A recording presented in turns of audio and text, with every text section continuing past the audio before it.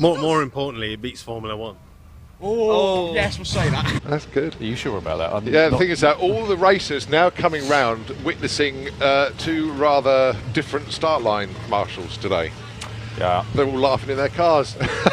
Well, that's the slight problem. We're looking out the window here and all the people in the grandstands on the bank can see them, but all the racers can't until they pull round under the tower. This is a good little matchup actually with that beautiful Vauxhall estate taking on Tom. 11:44, 120, very nice indeed. Kirsty driving that car yesterday. I noticed Having that. great fun. I noticed because Tom had small hands. That's right, into the pairing lanes please. Nostalgia Superstocks for Q2. Let's have you down please. Tiger's just mentioned possibly the most interesting problem with all this. Which toilet are they going to use? What do you reckon? I think they're just going to have to hold it. I wonder if they've shaved their legs for this. I don't think so. No, Ian I can't believe I'm looking at their legs trying to find out as well either. Never mind. Forget I said that. Christ. Right, for the 100E Challenge, I had a chat with a lot of these guys down at the American Speed Festival branch. Had a great bunch of people. They really are so passionate about it, and watch that 100E class grow. Incredible cars as well. I mean,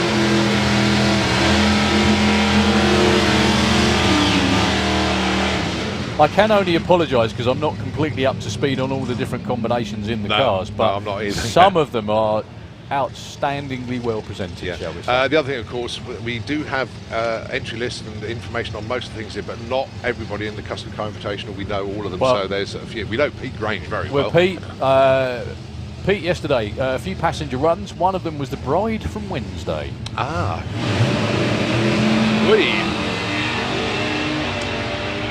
Talk about kissing the white line. I've got to catch up with Fadster today, haven't I? Yes, definitely. Still goes 9:37 at 1:47 after trying to take out the tree, Mr. Grange. Never mind. He held on to it quite well, but he almost got over the white line. Well held, sir. 10:40 on the other side before the Malibu.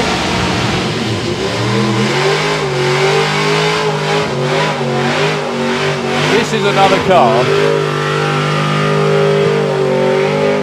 Heavy Chevy, we know Andy Park obviously very well, but the heavy Chevy over there in the energy check lane, I need to know more about that because that is it's low tens, isn't it? I think very engine quick. Done over by Rob and Nick over at ICE. They've got a lot to do with the power plant in that car. As you say, it goes. It really does go. This probably should be a pretty good race actually, although Andy Park's got the jump off the start line.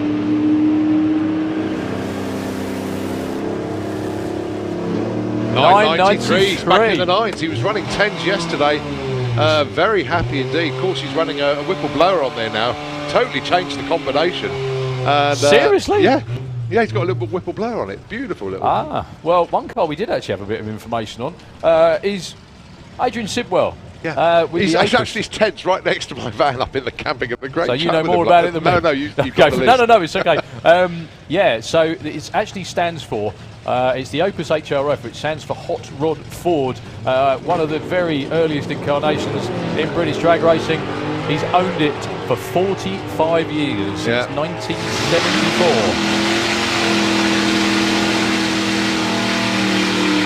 10:06. Oh, that's seriously quick. Do you know what? This is one of those events, right? Where you look at loads of cars and think, my God, we need those in Pro ET or Super Pro, don't you think? And that's definitely one of them down there. The thing is, a lot of these cars won't tag, they haven't got the right cages in and stuff like that. So obviously this being a non-permit event. That I appreciate. However, it's the ETs and Speedstay run. Oh, definitely. By what we mean by tag, obviously, at MSA Motorsport UK events and the big international events, they have to be to a certain specification.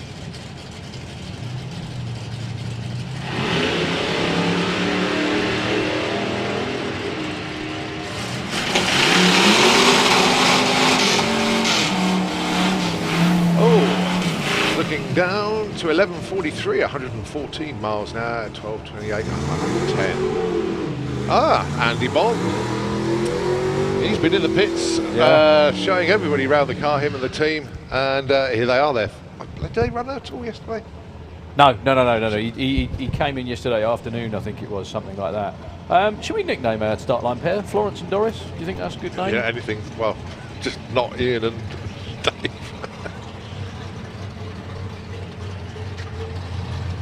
I'm calling it actually Davina. Davina. Right, Andy Bond holding the Street Eliminator ET record at 6.999. Also holds the speed record as well. Soft 60 foot for that car, 1.35. Yep, check out pass this morning though. Avoid trying to rotate the earth straight away. How are you?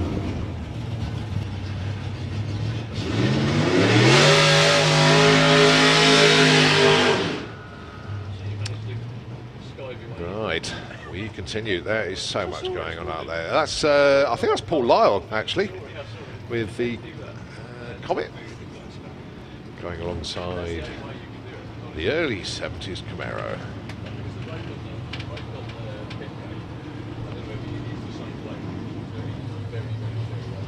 First runs of the weekend for both of these two.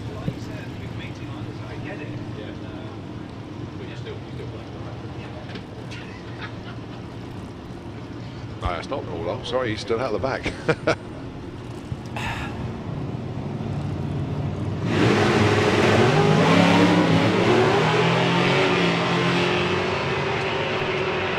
Well, the Comet doing a lot of spinning, not a lot going forward. Lots of popping and banging from the Camaro to the top end. Still goes 10.89 at 1.06. Can I have the Wild Bunch into the pairing lanes, please? The Wild Bunch, let's have you down.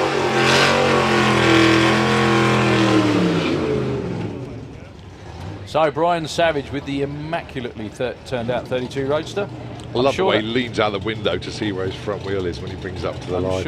I'm sure that little sign on the back is from me, so I know what it is. Regular low 10-second runner. And he drives it here from the West Country as well.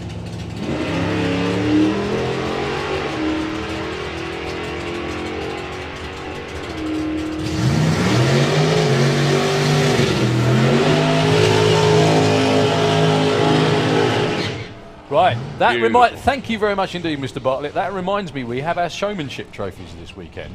So we've actually got a fan's choice this weekend as well. On Santapod Raceway's Facebook page, you can vote, you can nominate and vote for your favourite thing about Dragstalgia. So there is a fan's choice vote. Very good idea. Going on at the moment. We've also got to decide best backup girl or guy. God no. Lowest ET lowest ET of the weekend. That's a really easy one to figure out. Wheel stand of the weekend, burnout of the weekend, driving job of the weekend, best appearing team, moment of the weekend, spirit of Dragstalgia, and best appearing vehicle. As Mr. Ron Bartlett pulls into stage. Great to see Ron here. We didn't think he was going to make it. And it's the first time with wheelie bars as well. Oh, he's got the boot lid open. Hey, and up it comes. He's got himself a rear spoiler. Isn't that funny? You'd expect it to close as opposed to open. That is. That's where they got the idea. Oh dear. Ron Bartlett, his own box of entertainment he's brought with him. Love the guy. Top man. He's great. 848, 161. Yeah, that's where Bugatti and Ferrari got the idea from, mate. Anyway, very good morning, Simon. Morning. It means it must be Gasser Circus time.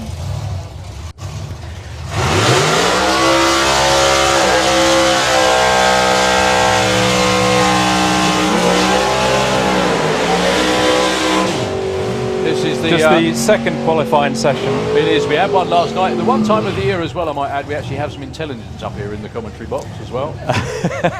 I'm trying to get some pit notes together. But for now, we've got Simon. Right. Very good. Ray Irish. Knock him up and straight down exactly, the way. Yeah.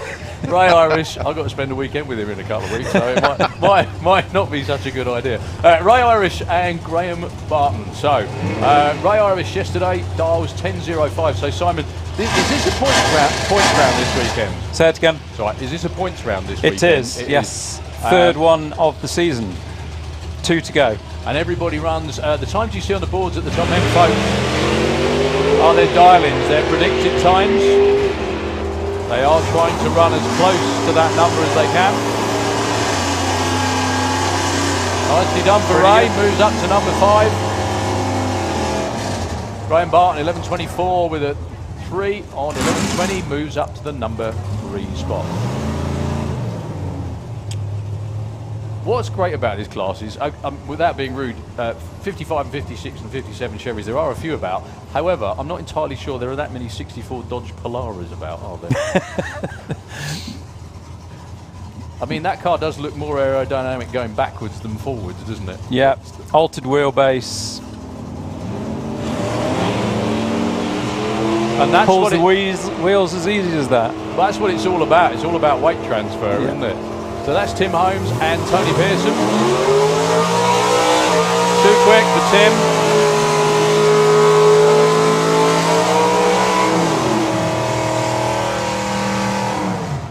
Much too quick for Tony, actually. 0.35 under his dial. What's noticeable as well this morning is everyone's going too quick already. Cool conditions, good racetrack, tends to be what happens. And talking to them in the pits very briefly, a lot of them suggested that they thought it was going to be slower this morning because of the temperature, so it's going to catch a few of them out. There's a shock. But we, to be honest with you, we occasionally notice what's going on sitting up here. But one of the things that we hear constantly is we underestimated the racetrack. Constantly.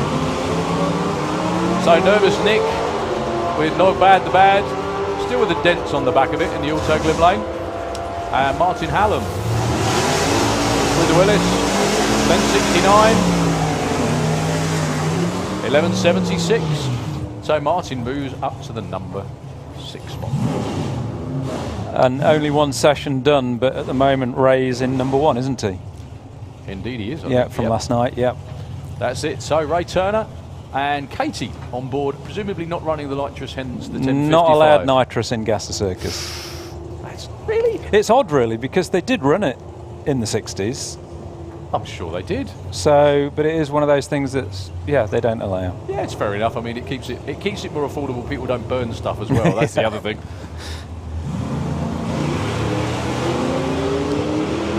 So 10.55 is what Katie's looking for. Katie's a bit all over there. Well, both Katie and Ted predictably put in a lot of runs yesterday.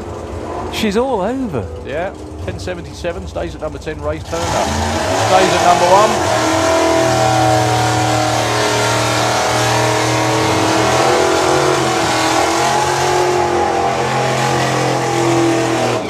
1. Ray actually breaks out by nearly a tenth of a second as well. This is the new owner of High Roller. Okay. Mitch Looker, bought it off Steve Dixon. So what's Steve coming doing straight now, into the then? class. Is he getting something else? He's got himself a street car. Obviously, I don't know whether you know, but he's not too well. Oh, no, I didn't. Oh, okay, yeah. So he's bought himself a Duster for the street.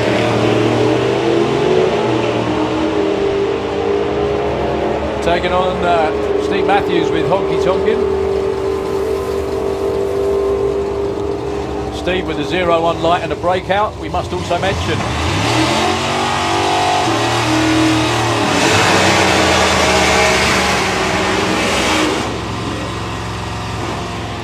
Beautiful new Corvette of Mick Allen.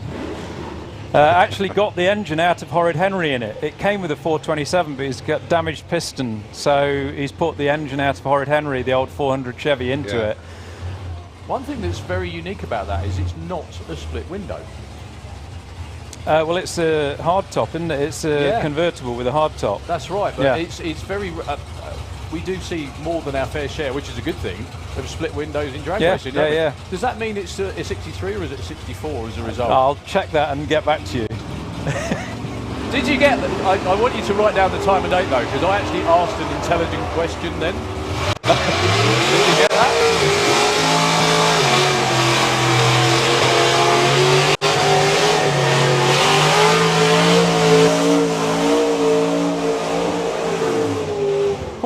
He breaks out massively. He was surprised. He didn't think that he was even going to make the qualifying time. Wow. And then ran an 11.05 on a 12 dial-in. What's he just run now? 11.16. Yeah. Yeah, there we go. That's okay, cool. So Merv Bennett with a big burnout in the auto glim lane, taking on our good buddy Sean's got wood. Look. He's got wood on the roof. Is Murph Bennett driving this then? According to that, it says Ken Brooks, because I read the wrong thing. There Thank we go. you, right. Straight back to earth with no Somebody's trouble not whatsoever. lining him up on his burnout lines.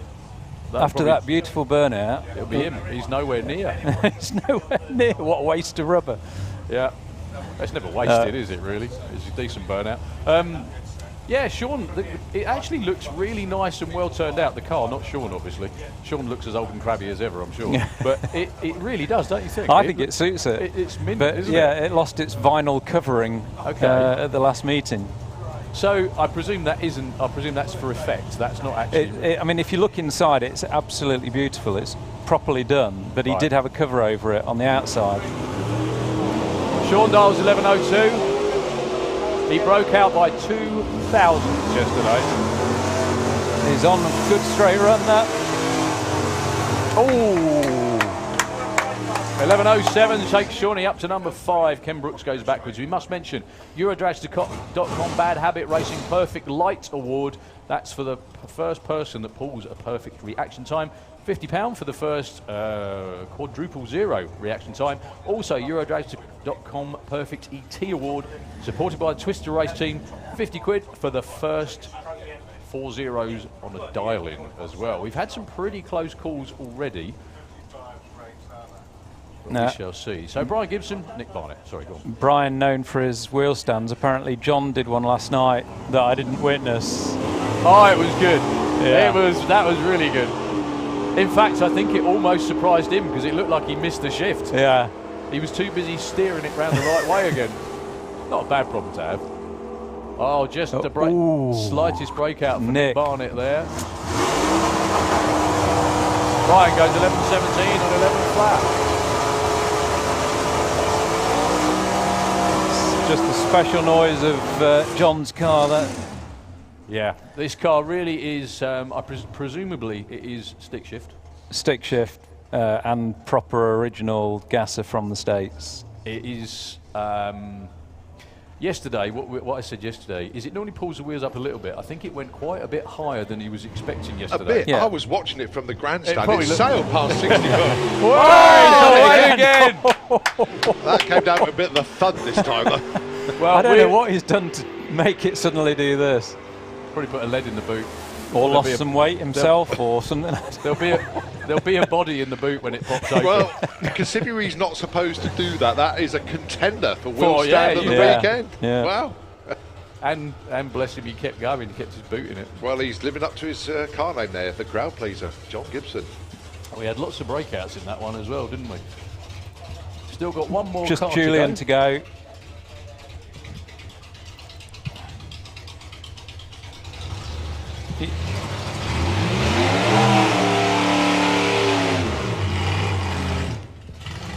One of the only, in fact, I think the only gasser that's driven here on his pie crusts. He drives it here, races it, drives home. I'd love to know what kids' reactions are to watching that going down the road. It's like, Mummy, there's a sweetie on wheels going down the road or something like that.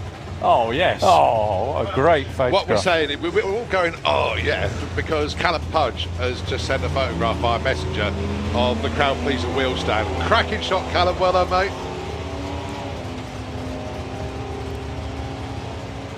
Right, that's the last car for Gas and Circuit, I think. 1398. Right, yeah, Nostalgia Superstock. Simon Thank you very much, Simon. The headset over to Don Scott. It's all change up here. Oh, Don hasn't got any hair. I didn't just take the cap off to reveal the bald head. Thank you for that, Colin. That's okay, Do mate. you know, it's not just me that insults our guest then, obviously. Excellent. Well, I could say at home get insulted. I don't have to come here. Oh, there we go. Yeah, Don Scott obviously representing UK Nostalgia Superstock this weekend, but not in the car. Don, how is it going, mate? Transmission still? Transmission's in bits. The parts are in, I gather, from Indiana. So we should be up and running next week, hopefully, and be here for Mobile Nationals. Good running stuff. the car. Excellent. Right, first up, Jack Bishop, Billy Mills. Jack broke out big time yesterday. Yeah, now Jack needs to climb up the ladder a bit higher. He's a bit too low for him. Oh, 77 on an 82. Well, he moves up one spot. Yeah. Is that his first ever 9.7? No, I think he's actually gone into a 9.6 before now, Colin. Wow. Wouldn't swear to it, but I believe he has. But as Darryl was saying in Gasser Circus, and this has been proven, air and track better than what the guys are expecting, because a lot of the Gasser Circus guys breaking out. Don't be surprised to see quite a few of the Nostalgia Stockers break out. So Peter Christmas there with that lovely car, that beautiful Challenger, Cuda, and Jake Cawthorne, who's did well in the Nostalgia Nationals, if I remember rightly. Yeah, he's a runner-up to Claire, wasn't he? He did, indeed, yeah. Did well. Oh, and a good launch for Jake there. Very good.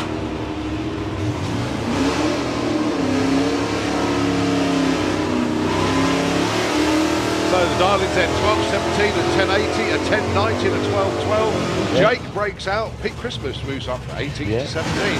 Into the Perry Lakes lead.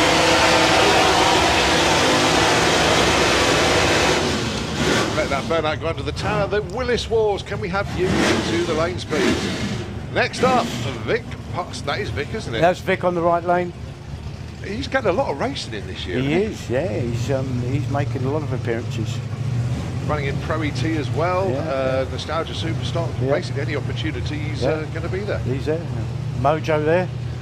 Looking good, I think. Where is he on the ladder, Colin? He's 26 at the moment. Right. Okay, so he's in the field. Yes, of course. You've got to be in the top 32 to play. Top 32, so there's going to be a couple of bye-byes tonight, unfortunately.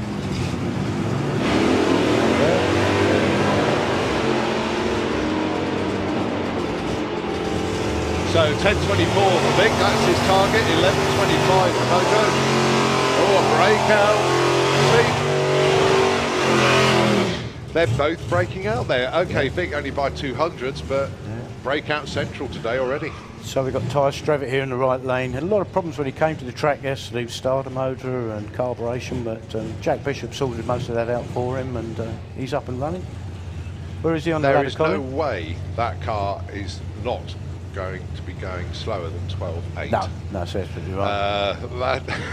It's almost got an 11 written all over it. Actually, I thought it was a 12.0 at first. Yeah.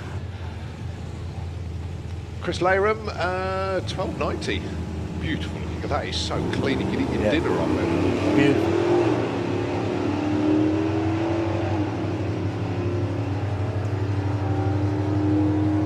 Well, obviously Kev knows his car better than I do. That could be quite close. Oh, it did break out 12.53. You just sometimes you just know, don't you? But look at that. Chris Layram moves up to number 5. Wow. 12.92 and a 12.90. That'll do. That'll do for Chris. Good result for him. Well, put it this way, 29th spot is a little bit of a worry. That's number 5 is fine. Yeah, that'll do. So we've got John and we've got Boz in the right lane, down from Yorkshire. And that beautiful Spirit of 66. Again, all hand painted on the side. Yeah. Spirit of the class. Looks fantastic. Yeah. The prep, I'll tell you what, that is the other thing, the visual appearance of all these cars, obviously the mechanical preparation as well, but they're all spot on. Yeah, some such a stunners colourful class. Oh, slow one from John there.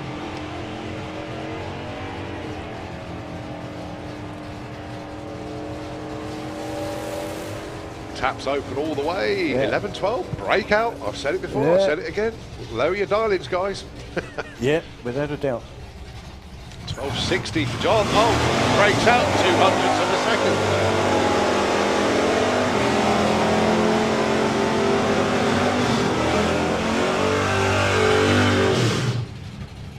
All right, Rob Tyrrell. Rob Tyrrell on the right lane. And Adrian Portelli. I'm getting to know Adrian quite well now. He's a lovely guy. He's one of those guys that's full of life and enjoys it. He's such an enthusiasm for life. Yeah, he's a lovely guy. Dialing in 1090s. I remember that car when it was like struggling to break into the 12s. Exactly, yeah. He's come a change long of way engine with that. and everything. And very nice car. Beautiful, isn't it? Absolutely beautiful. Rob Tyrrell, 1049. That's been as low as 1010 in this car. Yeah, he's been knocking on the door of a 9, and I think he wants to get there with it maybe next year, but I think he will.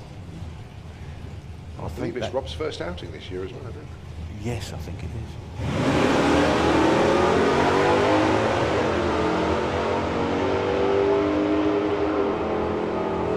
Two good-looking runs. What are we going to see? A 47 and a 95. Oh, look at that. Rob Tyrrell goes to number 2. Oh, wow. 10.49 with a 3 on a 49 dial-in. Yeah. Well done, Ben. Yeah, Very, very well good done. indeed. Yeah, fantastic. 11.05 for Adrian stays number 11. Nice place to be. Right, Mr. Grumpy. Mr. Grumpy. I gave him that name, Colin, and I think know. it stuck. He loves looks it. like Karen and Ian Marshall go to the same dress shop. They The do, trouble is, yeah. Karen wears it much better. Oh, I don't know. I think Ian looks lovely this morning. You need to get your eyes sorted out. Okay, mate. mate. Doesn't make me a bad person. Right, 9 flat for Mike, 11.41 for Richard Granger. Oh, Mikey, lovely what- wheel stand for Mike.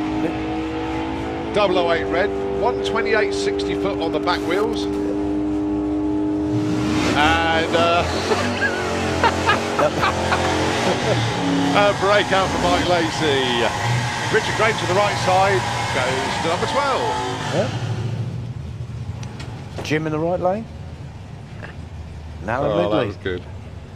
Mr. Caveman in the left lane. Nice to see that car back on the track, Colin, after its mishaps of the past. Well, there is this debate as like, oh, do we finish it off or do we leave it looking like that? I like it like that. It tells a story. Yeah, yeah. Alan Medley, of course, 10.67. Yeah, that car's going quicker than It ever. is, yeah. Jim, 11.50 with that beautiful Challenger. Saw that car just with its stance in the pits, just parked there. It's Menacing. just screaming at you.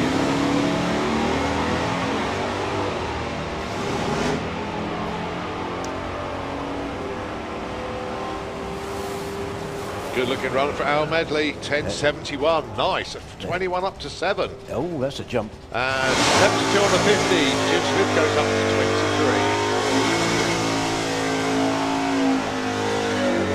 23. Nice to see Chris Criddle racing with us in the right lane.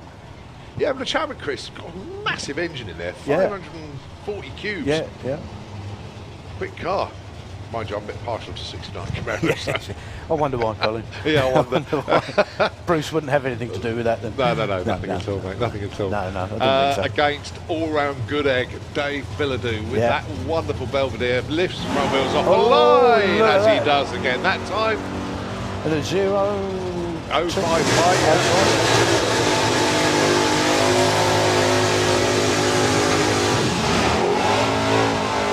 And Dave Billadou breaks out. A 75 on the 83 dial. Good run though. Chris goes 11.39. So Kiwi in the left lane, Ash Rawson in the right. Ash Rawson with that lovely Duster with the beautiful paint job. That's the first time I've seen this car. Yeah, yeah, it's lovely. You've got to see the paintwork on that. He did it himself, because that's his job. He's a painter, terrific painter. Just seeing all these cars gone through, I don't know, we must have had probably half of them go through now, yeah.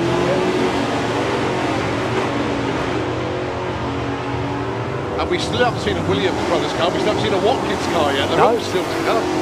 Won't be long. Well, there's a Watkins car in the right lane. Both improving. Yep. 10.81 on the 10.70 and a 10.04 on a 9.89. Kiwi goes up to 23, Ash up to 22. Right, Claire Johnson was number 2 qualifier overnight, slipped back to number 4. And Tom Watkins with Doris the Charger. Yeah. Sammy just bringing Tom up to the line. It's 9.40 and 9.97 the dial-ins.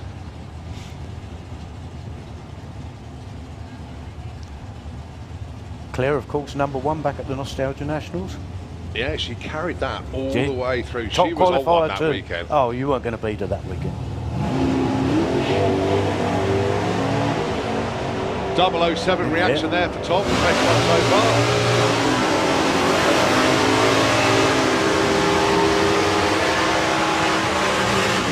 I'll tell you what, Claire's set her stall out, hasn't she? 9.97, Dar goes 9.99. Tom 44 and a 40. Yeah. Claire stays 4. Tom moves up to 8. So Jim Chandler with that lovely old Coronet in the right lane. Shelby Watts. And look, Jim's dialed in the 995. Yeah. Good lad. Yeah. Chatted to Jim last He night, knows, actually. He's looking for that 9. Oh, yeah. He has run a 990 in that car, he tells me. He wants one this weekend. Yeah, oh, does he? Oh, bless him.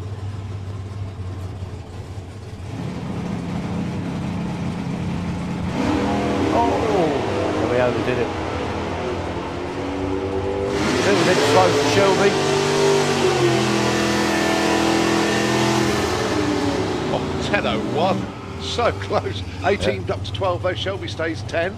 A breakout for Shelby actually by 400ths of a second. Wow. Here we have the aircraft carrier. Yeah, the banter in the pits last night. No, We've nicknamed the car the Nimitz. Limits, that's it, I heard that, yeah. Lovely guy, Great. Jerry, with arguably the biggest car in the class. Yeah. It shouldn't be drag racing, but it does, and it does it very well. Goes 12 flat on the dial-in, and Amy with Vanabird at 9.54. Amy, number 1 qualifier at the moment.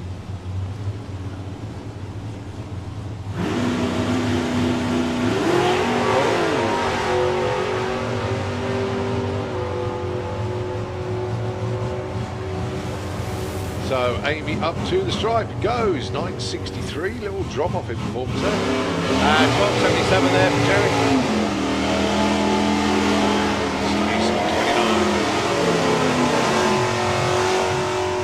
Simon Rickwood in the right lane. I think yesterday he was exercising those wheelie bars quite hard, wasn't he? Was he?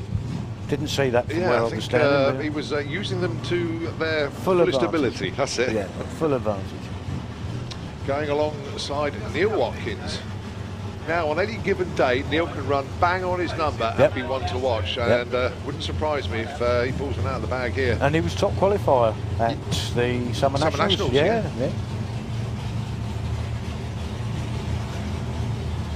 So Simon Rookwood in the Auto Glim lane, dialing in 9.90, and Neil 11.38 with a Purple Express pickup. Not so wild off the line this time for Simon.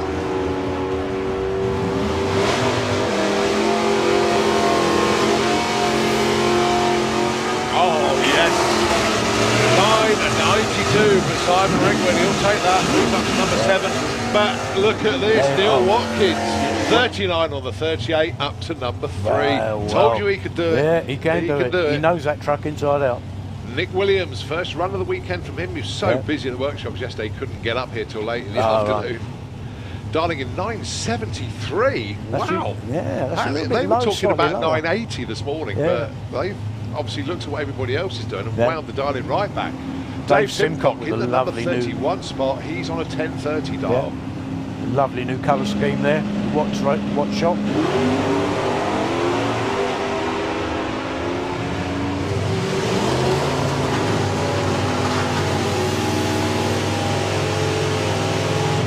Well, I should have stuck with the 980 that we were chatting about earlier. I think they looked at the air. Still, he gets in at number 19. Dave Simcock, though, 33 on a 30, moves on up. Now, Colin, I've got to tell you, I'm just absolutely in love with this Impala. Oh. It's beautiful, isn't it? Drop dead gorgeous. Well, he's changed the torque converter. Right. And he's taken the exhaust pipes off. Okay. That's it. Yeah. Oh, and he's changed the shifter. Other than that, it was exactly how the little old lady owned it. Yeah, that's and that's a true story, Barry. It is. Going up against Aussie Brown, seems to have lost the back window. Yeah, more ventilation.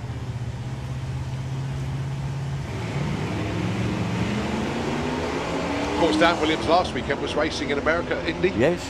And did okay. Got locked out in round 2, unfortunately. Yeah. 13.98, 14.63. Dan goes 27. Aussie stays at 21. Guy's lovely 68 Chevelle in the Alder Glim lane. Up against Lola, our latest member. Lola Cavey in the left lane. Yesterday dialed a 12.9 around a 13.1 if I remember right. That'll do. Yeah. Right, Guy King not in the show at the moment. That's because he broke out spectacularly yesterday. Yes, he did indeed. I remember that. Oh, nice launch for Guy. And of course, we've got to say massive thank you to Guy and Natalie King bringing all the food up for Nostalgia Barbecue tonight. Oh, 10.21 for Guy King, up to number 3. Lola goes 12. Oh, 300's breakout for Lola. No, sorry, But they'll be happy with that. They will be yeah. happy. Yeah, Oh, but Guy King up to number 3. yeah, he'll be pleased with that. He'd be a cock-a-hoop for that one. Yeah.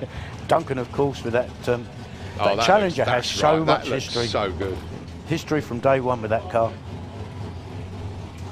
Raced all its life in the States, I believe, Colin, before Duncan brought it in. Oh, let's try to race a rabbit. Look at that. Right, 10:45, the dial. Goes 10:47, up to number 200ths off. Yeah. He's only number 9. Yeah, no, he'll be pleased with that. 126 at the stripe. Yeah, fantastic.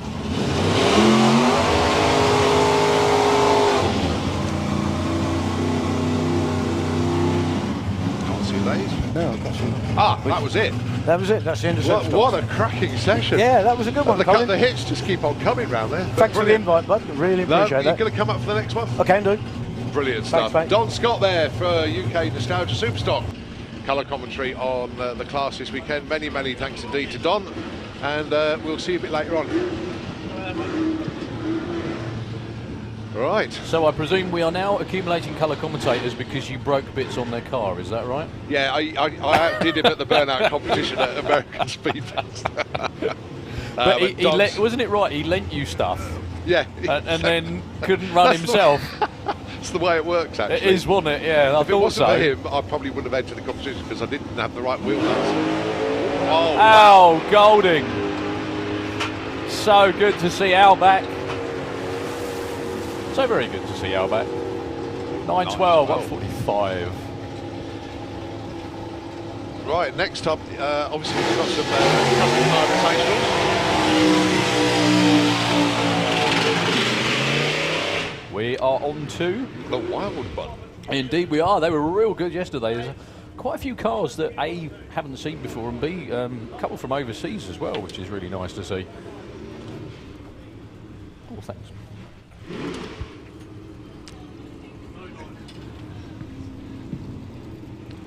Now, Mick Hillier with the Texas Ranger down there. Mick's a name that's been around in drag racing a long, long time.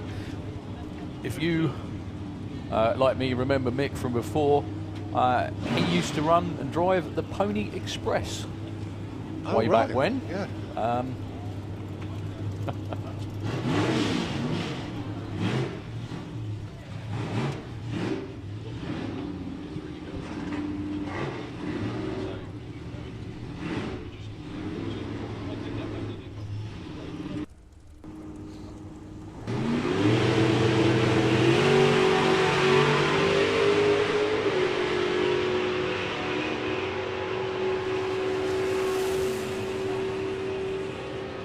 .916 for Mick Hillier, 141. Let's have a quick look. That's his new personal best, yeah. Oh, better change it. Elapsed time, yeah, go on then, you can update the sheet while we're here, can't you, Carl? 141 miles an hour, not his best speed ever, but definitely best ever at uptime. Woo. That's right, I've got a funny feeling there's going to be a lot of scribbling going on as we update the PBs. Yeah, more than likely. Also, we do, as Darryl mentioned earlier on, we do need to keep an eye out on what the teams are up to on the track with regards to wheel stands, burnouts, best backup goals, and the Wild Bunch really do take this. What's the word? They put everything into it. You bet. Yeah, well, hence the fact they are now British Drag Racing Hall of Fame members. Yeah, definitely, and richly deserved. No, I really do apologise because we haven't got. Hang on a minute. I'm trying to work out the number from here, but unfortunately, that's yeah, the parachute cord is hiding the actual. Yeah, he's actually obscuring the.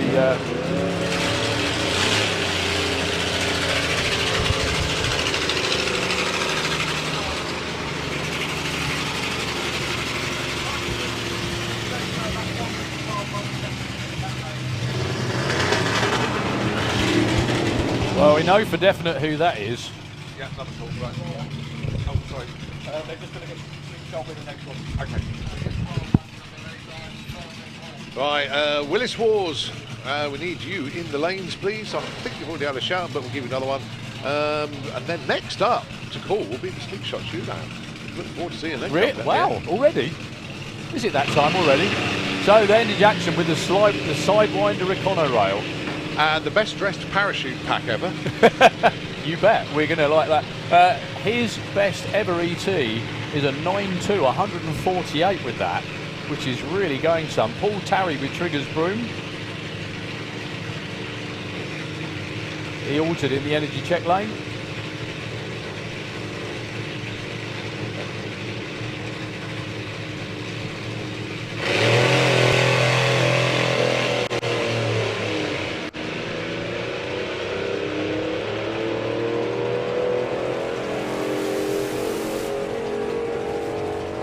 Andy Jackson, 11.45, 126.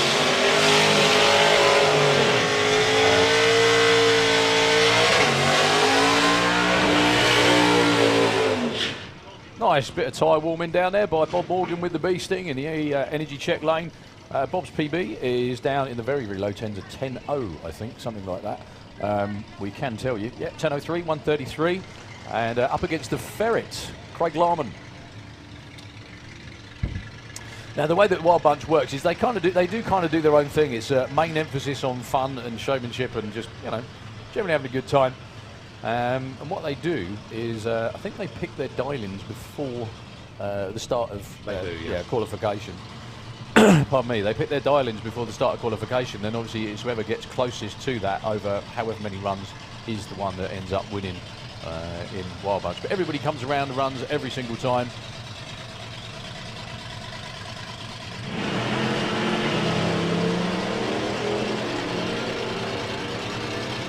Craig Larman's best with the Ferret is a 10.4.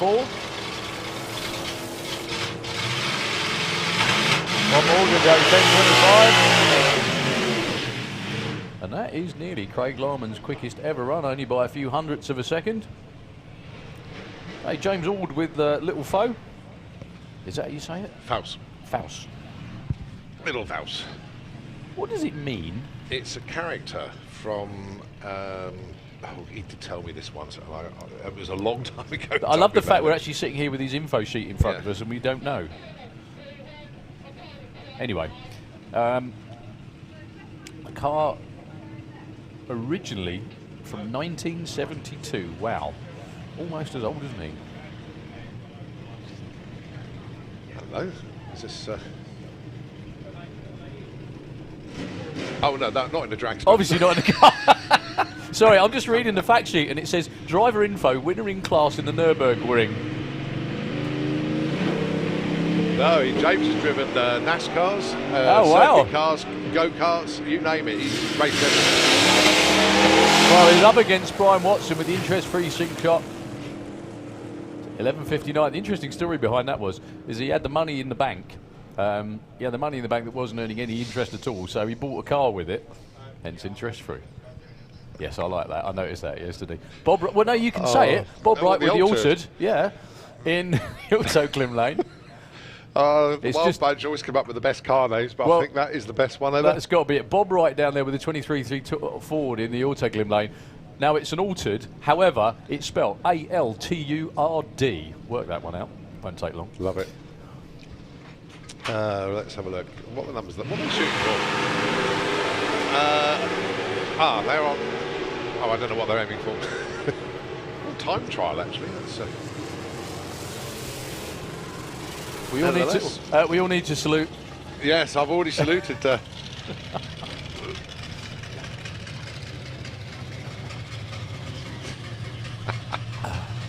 I think we're going to have to step up our game with the outfits in future, we aren't we? are, yeah. We're kind of lacking, aren't we? Have you noticed?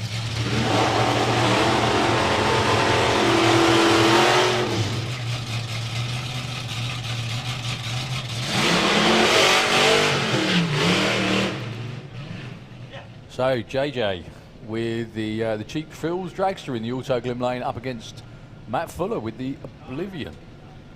That is a proper little British funny car, that is. That's an Avenger. Just let me have a quick look at the facts on it as well. Just give me 2 seconds, because there weren't that many of those bodies around. It was built in 1971, to race for 4 years, and it was found by him, by Colin Stevens, 7 years ago. There can't have been too many bodies of those around. No. And I know Dennis Priddle definitely had one. Yeah, so JJ Johnson with a cheap thrill slingshot. Was into the mid to low nines yesterday.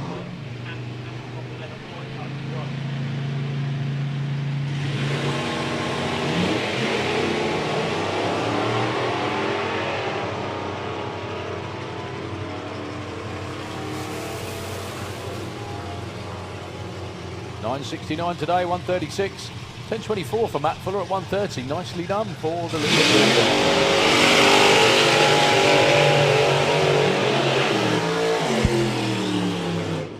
Well, two races that we see fairly regularly at the Motorsport UK events. First of all, Philip Turton. Oh, I'm so glad I'll tell you what, Marky Turton's been outdressed by Dave. Well, literally outdressed. Do you remember? I think Mark's got something up his sleeve for Oh, later on. God, I no. was chatting to him last Seriously, night. no. Bad enough as it is. Best so far. dressed yesterday, right, without a shadow of a doubt. Did you see him on the start line?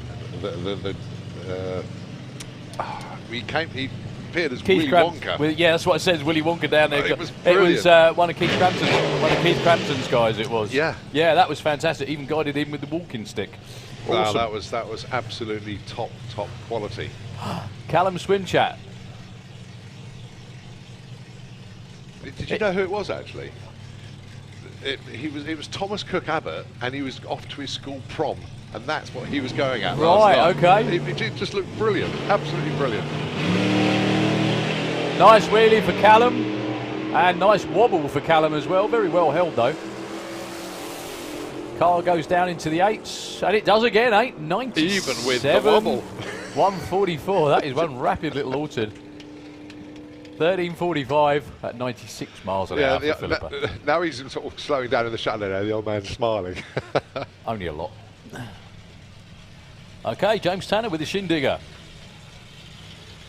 He's back. You'll be pleased to know Willy Wonka will be Is he here? There he is. Directing traffic. Top quality. For Keith the Whiz Crampton.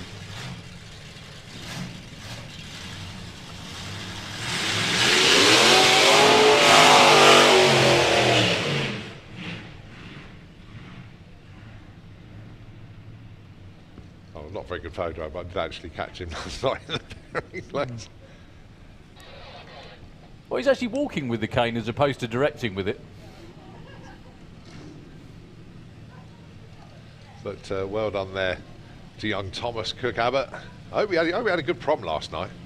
Well, he's still got the suit on, He so he's bound to probably be. came straight Probably from slept there. in it. The only thing he's changed is his shoes. Yeah, they're slightly more start line friendly. Taking on James Tanner with his shindigger. Guided into stage by the two butch-looking ladies out there. Can't believe I'm saying that. It'd be interesting to see which team members actually lose the plot and which ones actually stay focused on the job. But let's just see who's the real racers, shall we?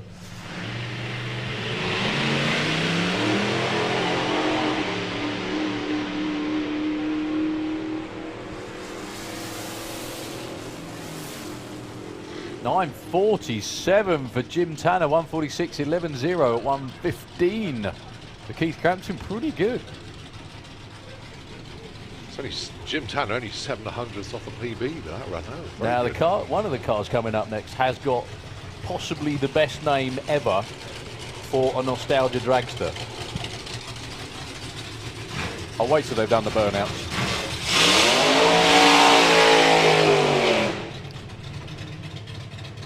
And it's that little car there that looks like a junior fuel car.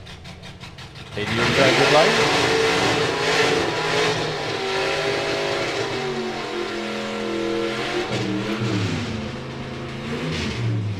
Mick Ledo with the very aptly named Jurassic Parts. I think there are people I know that should be called that. I don't know about cars. But Mick, this car's run down into, I think, the low nines. Let's have a quick check, shall we? Yeah, 908-142 has all the potential to go into the 8s though. It's a beautifully turned out car. Even though it's called Jurassic Parts, it is pretty much new, most of that. Going up against Phil James. Phil James with Wild Bunch number 1 on the car. That car was Dennis Priddle's Monza Funny car from late 70s, I think it was.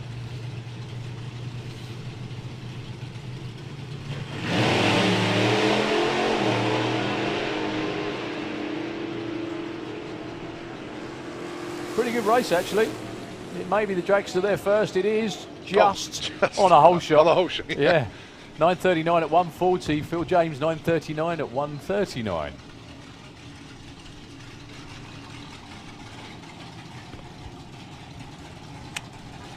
Now the chap coming up next in another slingshot is Russ Haven. Who rode here on his motorbike from Spain. Like you do.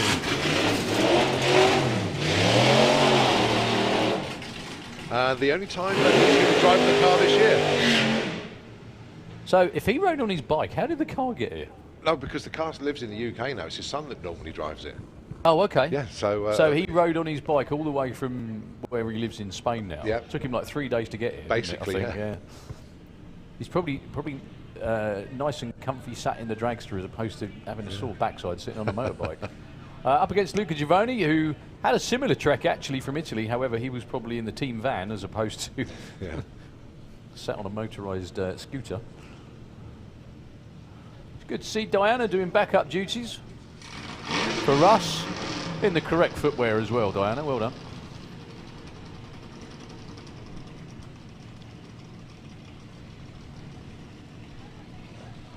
Now Russ has run as quick as 8.70 at 1:55. Luca with the Earthquake, 10:40 at 1:25 is his quickest run. Again, they're out here for fun, they're not out here to run quickly. However, anyone that tells you they don't want to go home with a new quickest run ever is obviously lying.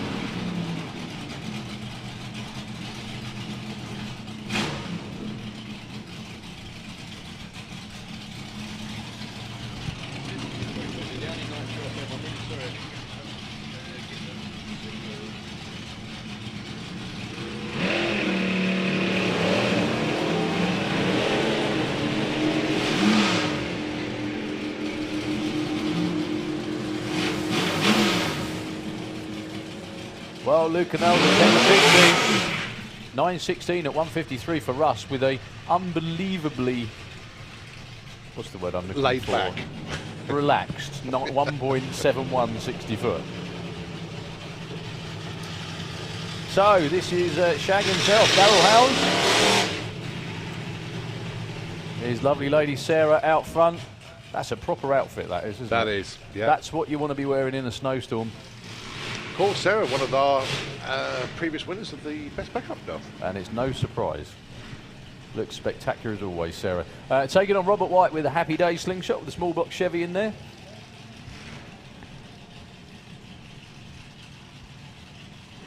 Loving the team uniforms as well for the Happy Days car. Oh, yeah, just a nice one. Yeah, look at that. That's what you call joining in.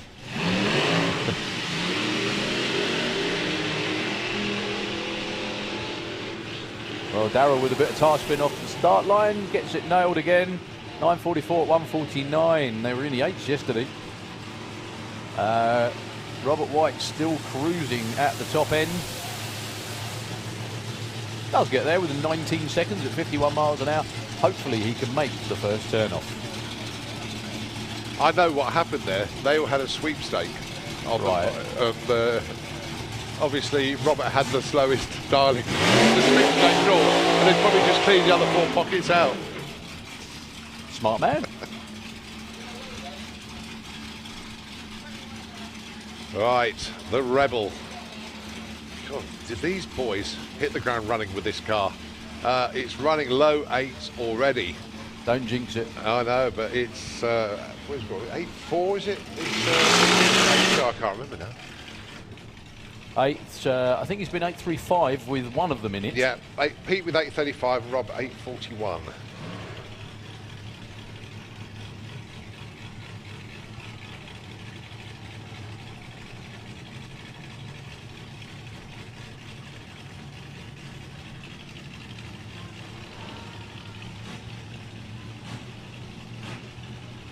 So Pete Brown on driving duties this weekend.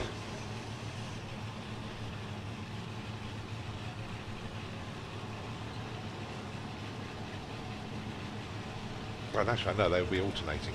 Oh, what on that? It's not an MSA event, so they'll alternate.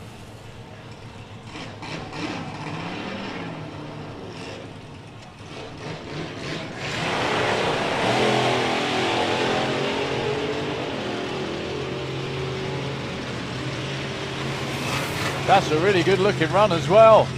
8:53, 1:56. They look delighted with that one.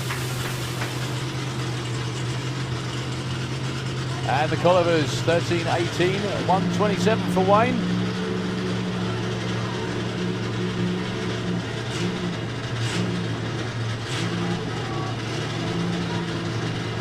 Right, into the pairing names, please. Can I have a slingshot showdown for Q1 for them, actually? Slingshot showdown.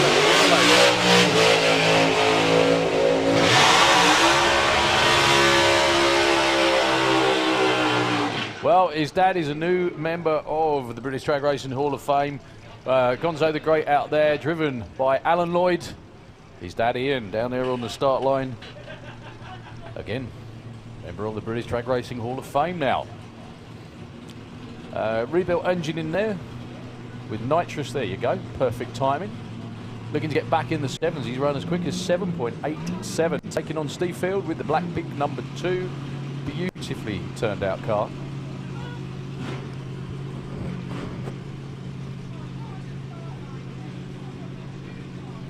So Dave lost his footwear.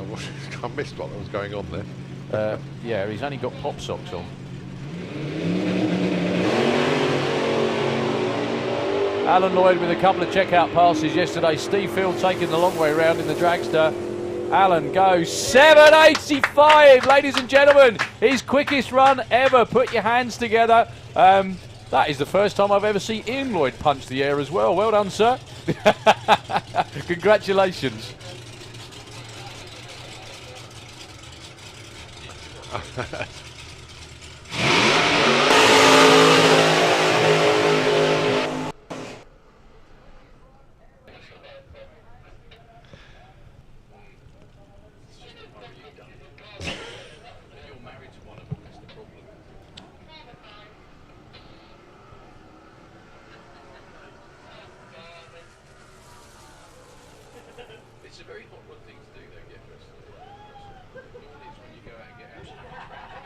Right, next up, mind you, just having a look at Alan Lloyd's run there, new PB 785. He also set a speed PB as well, 166.69.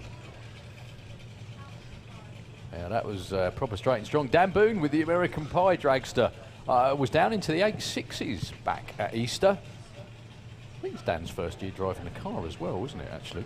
Had a couple of go. No, he drove last year as well, actually. It's only because I just read it out of here, that's all. It's okay. I thought he raced that car last year. Yeah, I think it was a different driver. Anyway, let's see what Dan can do. Really, really cool looking car. That does need to be injected into that car. Certainly doesn't hang about though. 8.79 at 140, back where he wanted to be. How good is this to see the return of the Malibu Express? Well, it's the Malibu Express underneath it.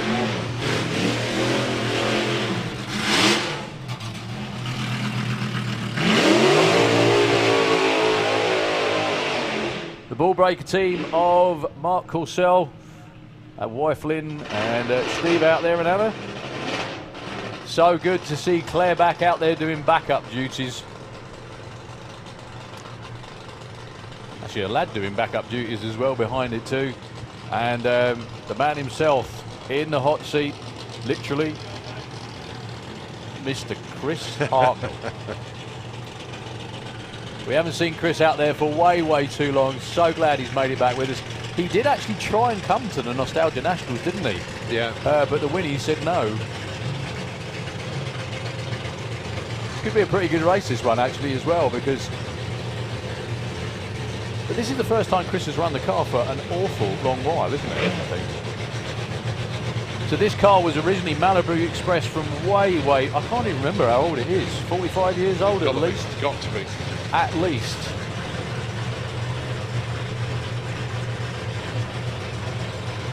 So backdraft taking on ball breaker. Yesterday Mark went into the low eights, as he commonly does these days.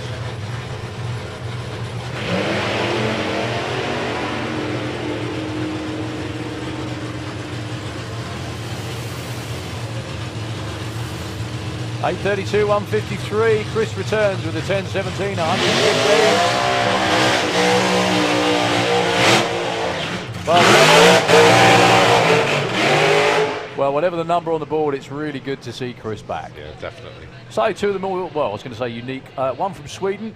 That gentleman over there is Torbjörn Tjernström. In the energy check lane, he's been as quick as 8.24. He was in the mid-8s yesterday with this little slingshot. Taking on Leo Knight. Now Leo is looking to get into the 7s with the supercharged big block altered.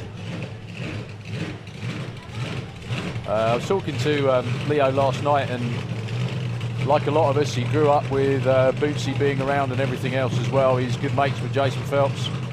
I think they're about the same age. I think they were kids together. Hence the references on the car, but it does look absolutely fantastic, that car, and one of the more unique alters you'll ever see. Yesterday he went into the 8.4s. He's been as quick as 8.1, I think, but he's trying to slowly but surely step it up and go quicker and quicker. And Torbjörn Tjernström from Sweden with the slingshot made the long toe.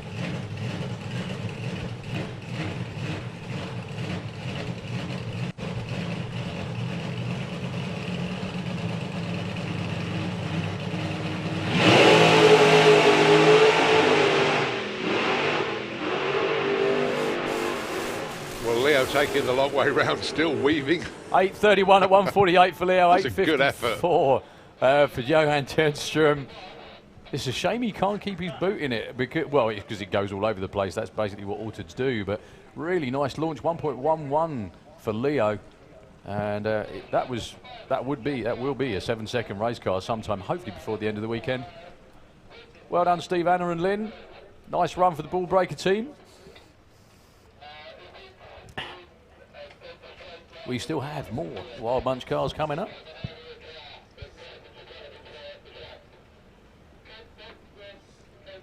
Is that a Jag V12 in this? It certainly looks like an engine with a small amount of car attached to it, doesn't it? It's a debut for Tim Roy, this one, the Boston Straggler 2. Wow.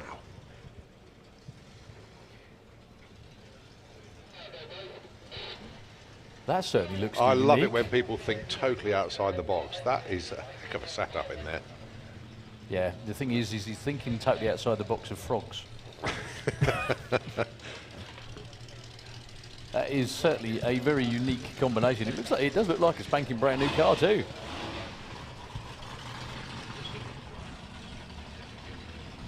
Yeah. Right, so Tim Roy then with the Boston Straggler.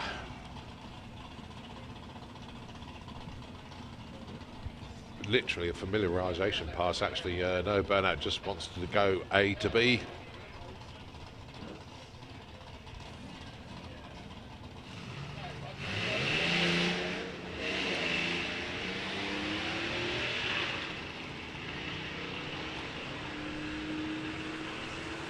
Everything works. And I'll tell you what, for a checkout debut pass, that wasn't bad at all. Went through the stripe at 93 miles an hour. We don't know anything else about the run, actually, because the tree didn't run, but we managed to get a terminal speed at the end there.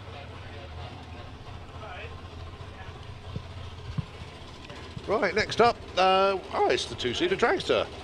Just taking a passenger down the quarter mile. Then it will be, I believe, the Willis Wars.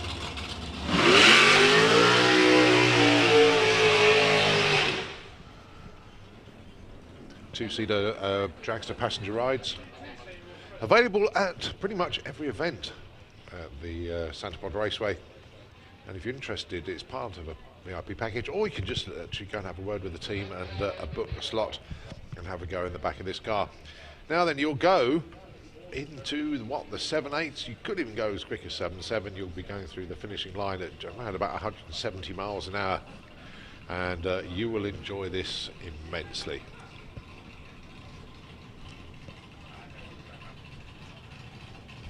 I'm guessing it's Paul Brown driving the car, as Steve Warner, the usual pilot, is just on the outside of the car looking in at the moment, making sure everything's okay. And obviously we just check in with the driver, make sure everything's okay, and then check on the passenger, which is probably a little bit more important. And one of the things that they have to remind the passenger about is do not lean forward in the car for the launch, otherwise your head is going to be thrown back at a fairer rate or not. So we make sure that the passenger pushes the head right against the headrest, because a normal high performance car, supercars, are doing well, 0 to 60 in around about 5 seconds. This car reaches 135 miles an hour in 5 seconds. Gives you an indication how quick this is. So let's see how they get on then. Paul Brown with passenger. The thrill ride.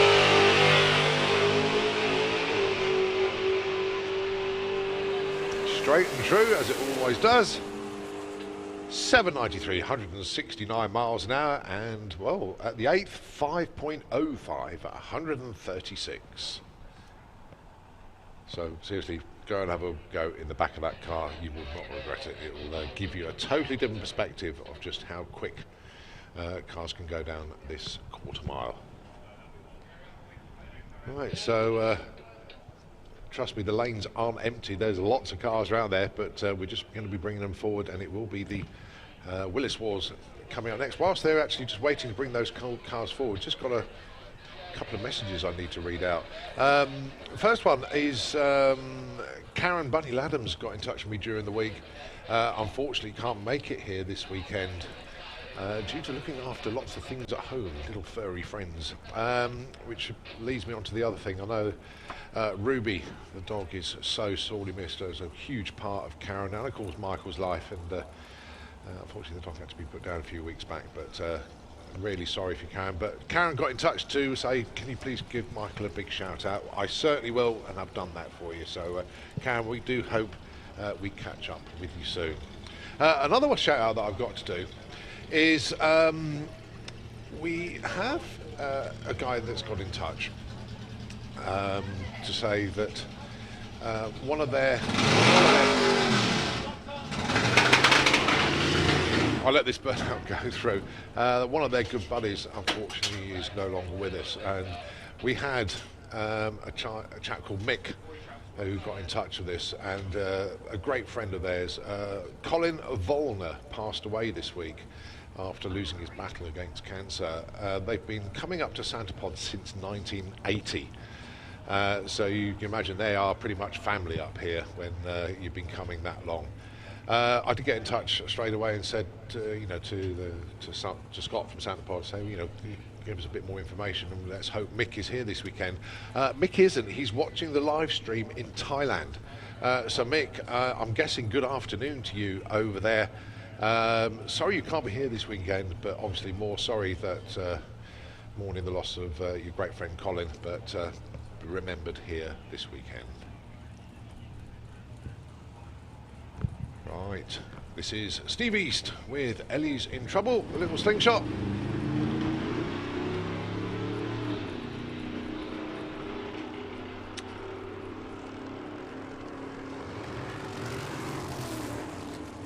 Well, a few troubles to Ellie to sort out, 1175 at 110. But the story on the name of the car is Ellie is the daughter who's got the story came out, was going to university, and her university fund went into this car. Hence Ellie's in trouble now, so she's got to find her own way. Right, it's the Willis Wars. It's a huge assembly of these cars here this weekend. It just seems to get bigger and bigger every year.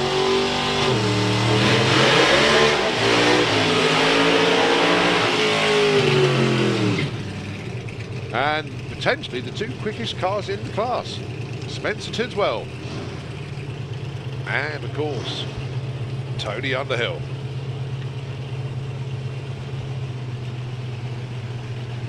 It's unusual for you to do the paperwork now. Well, it just came in tidy, and I'm trying to keep it like that, that's all. So, yeah, Tony and Spencer. Spencer was the quickest car. He is by nearly 2 seconds, actually. However, Tony made his first 9-second run last night in Supercharged Outlaws. If he can keep his boot in it, because it is a little bit wayward, this car. Slightly overpowered for what it is, but... I like the fact he's entered 2 classes this weekend as well. To get yeah, that's a bit ambitious with a blown car, but yeah, he's here to play.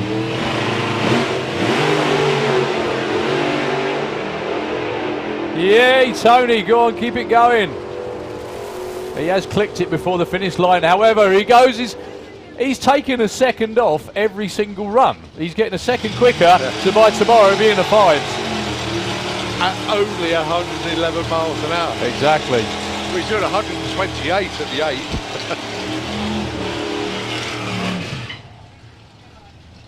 Good lad. He's getting there, absolutely getting there. Nice, really nice 840 at 159 for Spencer that time round. All right, Richard Warburton and Matthew Hollins.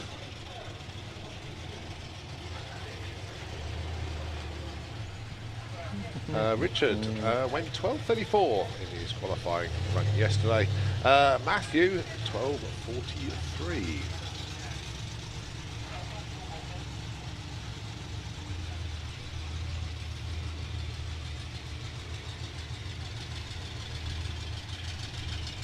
I've just noticed. Go on. Well, it's not that. He was entered. Oh yeah. There we go. You need to go and stand by the I car. know, I do. Photographs. I do.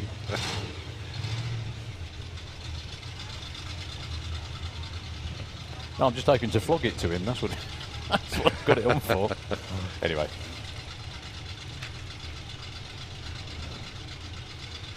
What t-shirts did you bring up for this weekend? I bought a Dennis Forcelli one, which is a Cable Value Network car, which was the car I drove. However, that's from 1988. Right. The one I had on yesterday, which was the Cannibal t-shirt from 91.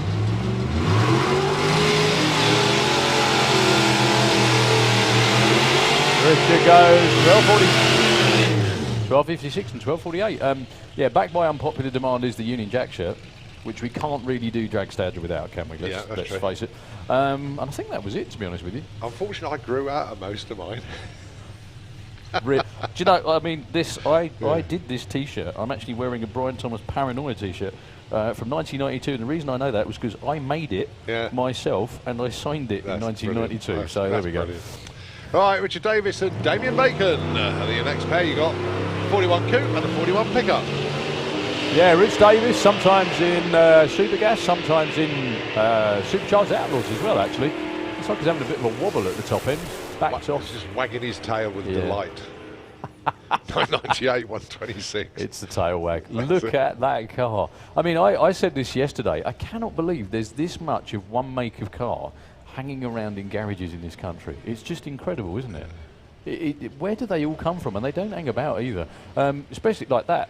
The Hurst A gas car down there in the energy check lane. Alan Rimmel, the 37 sedan. Guy Davenport with the 38. Guy's first run was yesterday.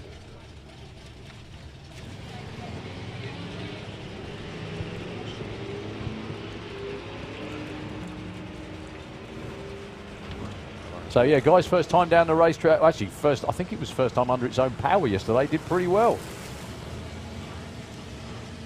15:41 at 84 miles an hour, 14:47 for the Hurst Willis.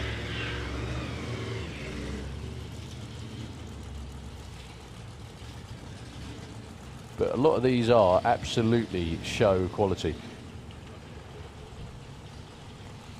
Pike Murray and Simon Daniels. Simon Daniels with the absolute show quality car with a wing on the back of it in the Auto Glim Lane.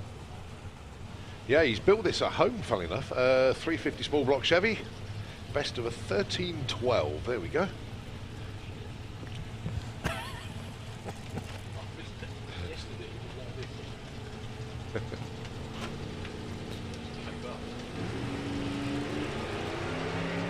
Pike, let's have a look. 11:34, his PB. changed loads of bits on the car. New gearbox, back axle, ladder bars. After David Wow, broke look him at last that. year. 12:46. 109 miles an hour, 12:55 for Richard as well. I think that's his quickest run ever as well.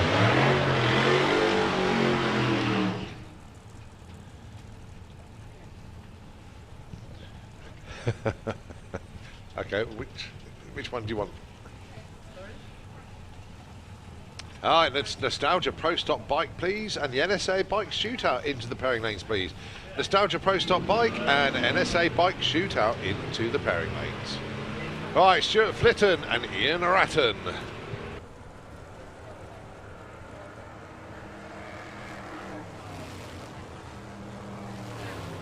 $13.82 and $15.67 as they go through.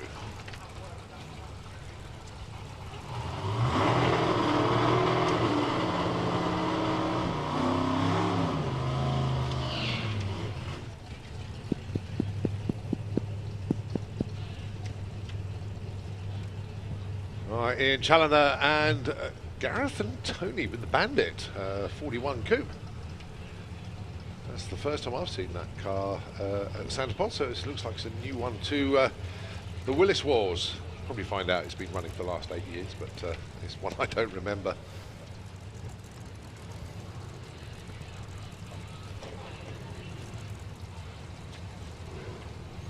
Ian Challoner, the 41 Coupe by Tupperware. There, 572 big block Chevy though, ran 986/140 in last year's Willis Wars. It's an X-Street Eliminator car, and it's on a good, very close to the blocks at the top end. 1041 at 118.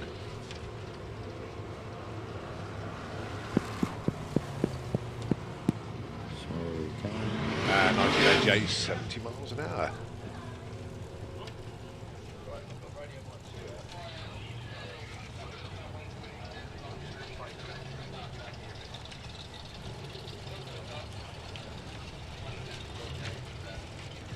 Dave Day with Plan B against Chris with a 41. Right, Dave Day and his son Elliot built this car. Did a cracking job of it as well.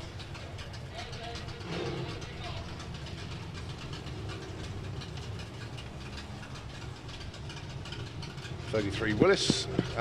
The mould, if you remember Davey Murdoch's Willis that he ran in Street Eliminator, it's the same mould. But they've chopped 3 inches out of it and extended the front, widened the rears. Tanked to 850 with a 350 cubic inch Chevy small block, twin 76mm turbos. Test. Should be going rather quickly. This weekend though, it is their first time on the drag strip. So just lots of checkout passes, that's the idea. Of course, Dave Day, a very experienced racer indeed. And we run the Brokey Roadster in Super Gas and Super Comp for many a season. There he goes, into the stage.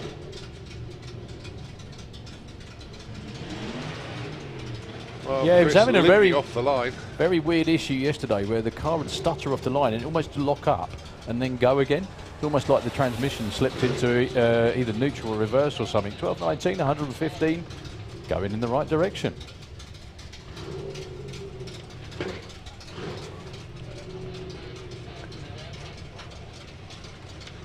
All right, Chris, a PB of 1496. He's got blown Roma V8 in there, but not performing as he wants to on this one. He'll get that back to the pits and have a good look at it.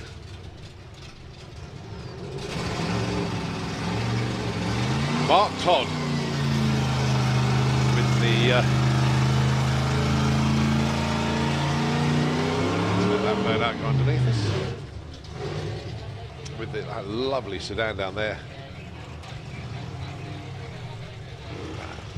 Well, that's not Phil Moves driving that, because that's Phil stood on the outside. That's his daughter driving the car. Went into the 10s for the first time yesterday. And Phil says, I put a big throttle stop in it, and it didn't really stop it enough. Got back to the pits last night, was like screaming her head off. It was brilliant to watch.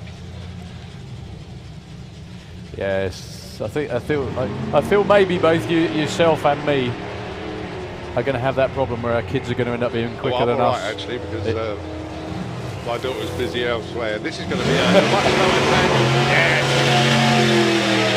I think she's comfortable in the car now, Phil, and I don't think you'll be driving that car much longer, mate. She's nicked it off you. 1063, 129. So he'd never been, the car had never been in the 10s before, and now he's down to the 10.6s. Outstanding. Oh dear, no, it's actually run real quick, actually, Phil's car. I don't know what his PB is. Let's have a quick look. I'm sure he's given us a crib sheet on this one. Mick Payne and Pete Rivers with Willie the Kid. Mick Payne with the absolutely slam to the floor retirement package 33 Willis.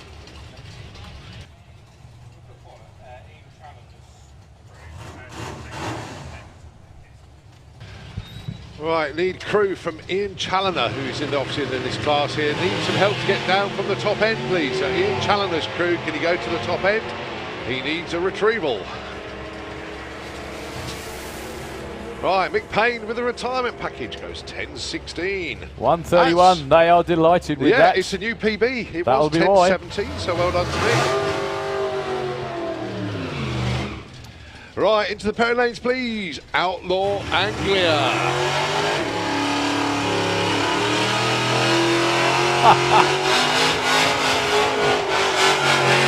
Just very quickly, Colin, check out the outfits. I'm not going to say it till they come round. Oh, that's brilliant. That's brilliant. Well, to be honest with you, maybe those guys down here, the Elvis impersonators, can pair up with the two lovely ladies on the start line. Uh-huh. Well, wouldn't that be great? I knew you were going to do that. That's why I just glossed over it. It was going to happen at some point.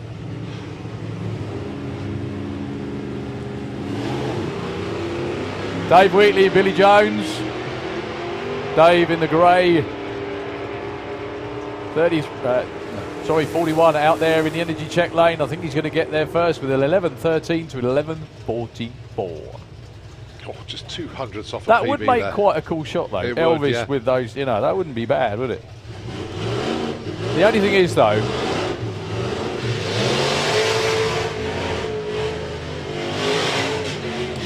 it would be hard to tell out of the four of them which was more feminine looking. I'd say the Elvis impersonators were more feminine looking than that pair, but there we go. Andy Crockett, Dave Hinson, Andy Crockett with the show quality. 41 Willis in the Autoglim lane. Beautifully turned out machine. Dave Hinson with the redneck gasser.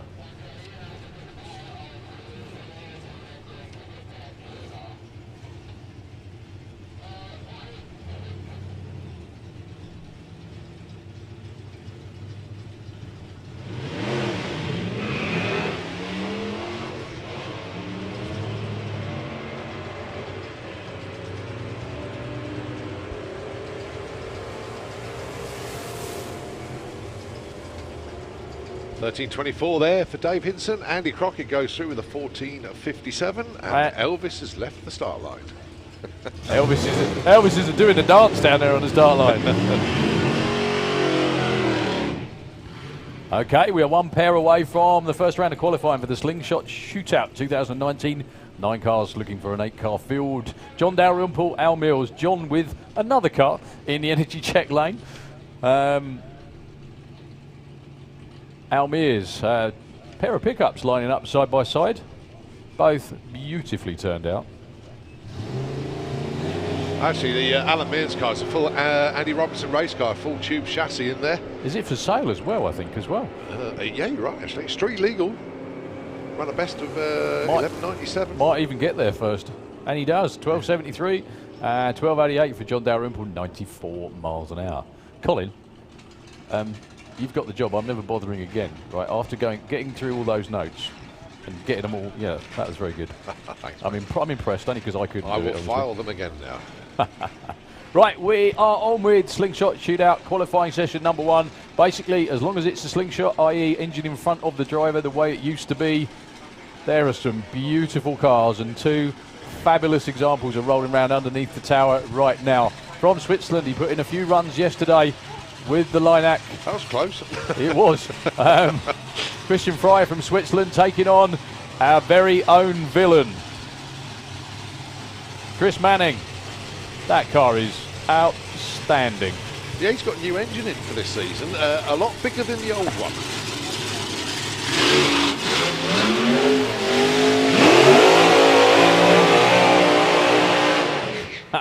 The way it's supposed to be. Chris Manning with, yeah, that car is absolutely period correct in every single way. Face mask, big injector, short wheelbase. It really is. Is that Ray taking bit in it is indeed, yeah. Ray, you're not supposed to chat them up, mate. They are men. There's men underneath there. Stop it. So I don't think anybody's told Ray, though. Well, he'll have a shock later. He'll have a shock if he tries to get hold of one. So Christian Fry yesterday dipped into the sevens on a couple of occasions. I do like the fire boots on the backup lady. That's fantastic. I'm sure they're not fire boots. I'm sure they're just silver, but they look very good indeed. So Christian dipped into the sevens. I think he had a best of 7.95 yesterday. He's run slightly quicker than that before. He's got a bit of a task on this weekend, up against all the blown cars and everything else. However, very, very good of him to come along and join in, most importantly. His quickest DT is a 782, 167 miles an hour. Chris Manning, with the villain, has been down as quick as 771. So to be honest with you, even though one's got a blown big block in it, there's not much in it. At the moment, anyway. That depends what the new engine does in Chris Manning's villain.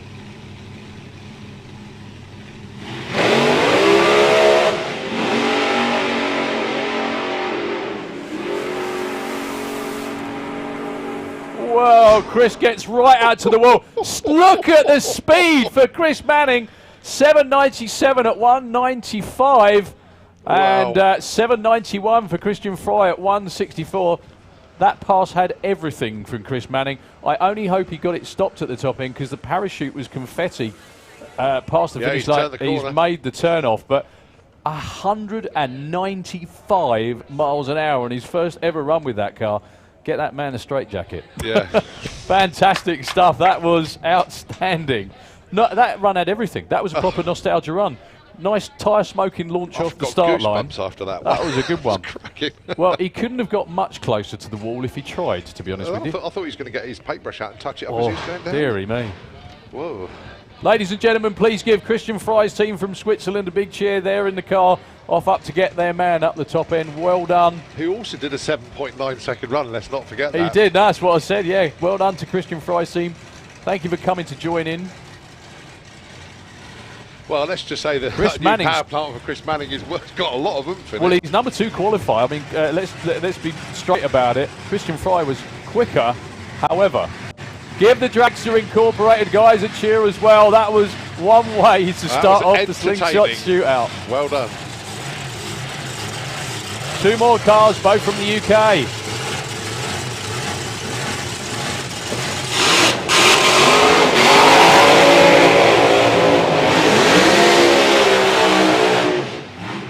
Now, both of these cars are... Whoa, what's that that's come off Dave Nelson's car that Bob's chasing across the racetrack? Could be a breather, actually. Well, anyway, the welcome return of Dave Nelson in the Auto Glim Lane with Doris Dormouse. He's been into the sevens before, as has Sam Freeman in the Energy Check lane. Both of these cars built in the UK. Sam used to be crewman for Clive Skilton many, many years ago. You can see him back in the car up. The reason that the backup lady is standing off to the side is because he can't see around the injector.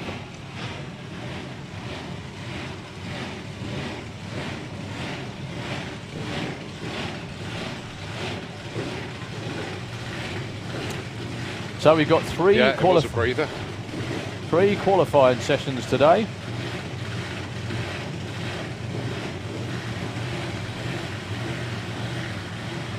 Now, the one thing that you notice with Dave, he's slimmed down a heck of a lot, and he fits in that car much better now. Probably too well.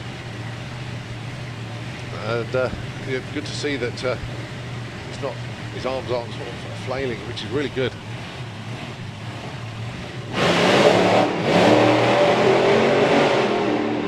Well, Sam Freeman was all the way over towards the left-hand side. Whoa, Dave Nelson, all kinds of out of shape at the top end. 9:27 at 1:12, 11:73 for Sam Freeman. He was right over towards the side of the lane when he staged, Sam Freeman. So as soon as he hit the throttle, the car just kind of hooked left and stayed over there, really. But this is only Q1. We've got 3 qualifying sessions for the Dragsters today. Current number 1 still with the injected car from Switzerland is Christian Fry. Bob Hawkins. Oh my goodness me, this could be the final. If they're going to line up side by side, this is going to be fun. And Joe Bond. It looks like it, doesn't it? Joe Bond with a nothing fancy. Going to be running alongside. He is time traveller number 2, Bob Hawkins. Well, talk about a rebuild for Bob. My goodness me. He's been burning the midnight oil every single night. Without being rude, it'd been easier for him to go and buy a new car. It would have. He had a struggle to get wheels. That was one thing. He really? Yeah.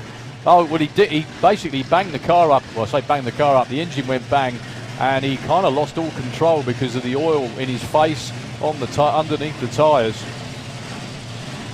Talking of new wheels, Joe Bond sporting a lovely new set of beadlocks with there. Smaller rims and smaller tyres as well.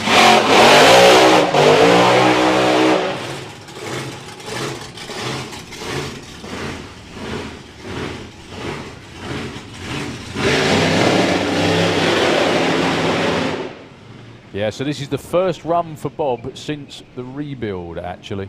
I think, by the looks of it, no, we've got another 1 or 2 cars at least to go. Christian Zulaf just pulling round behind there as well. Joe Bond put in a checkout pass yesterday. A little bit wayward, but you know, we don't tend to mind that.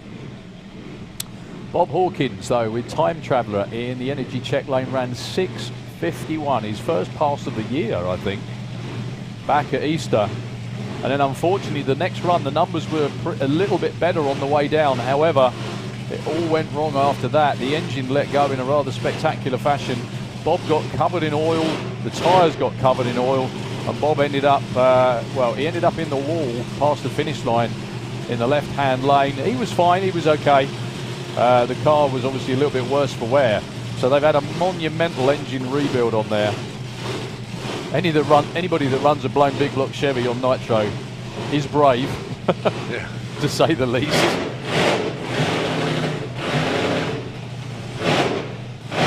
I don't think Bob's quite happy with how it's running, to be honest with you. Yeah. And he's going to launch it and see how it goes. Joe Bond is the quicker of these two. Has been 6.50. Bob's been 6.51.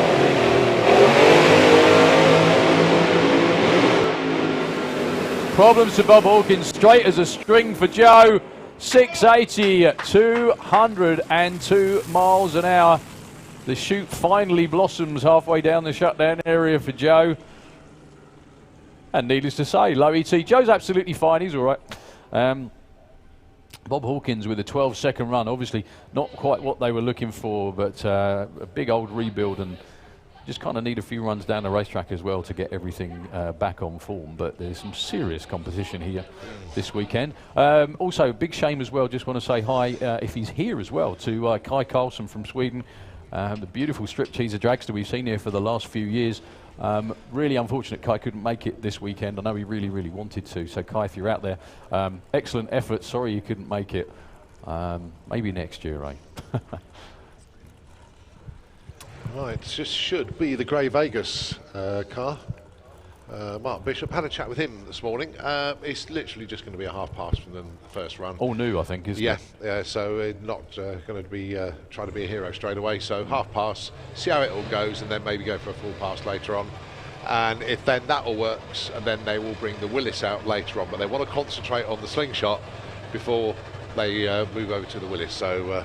Which is totally fair. Trying to run 2 cars at one event is hard work. Is hard work, especially when one of them's not even tested. Well, by the looks of it, we got Mick Hanna as well. Oh, right. I only say that because I see his young lady coming round. So it is, yeah, Mark with Grey Vegas, and I think Mick Hanna with the Haggis Hunter. Yeah, it is.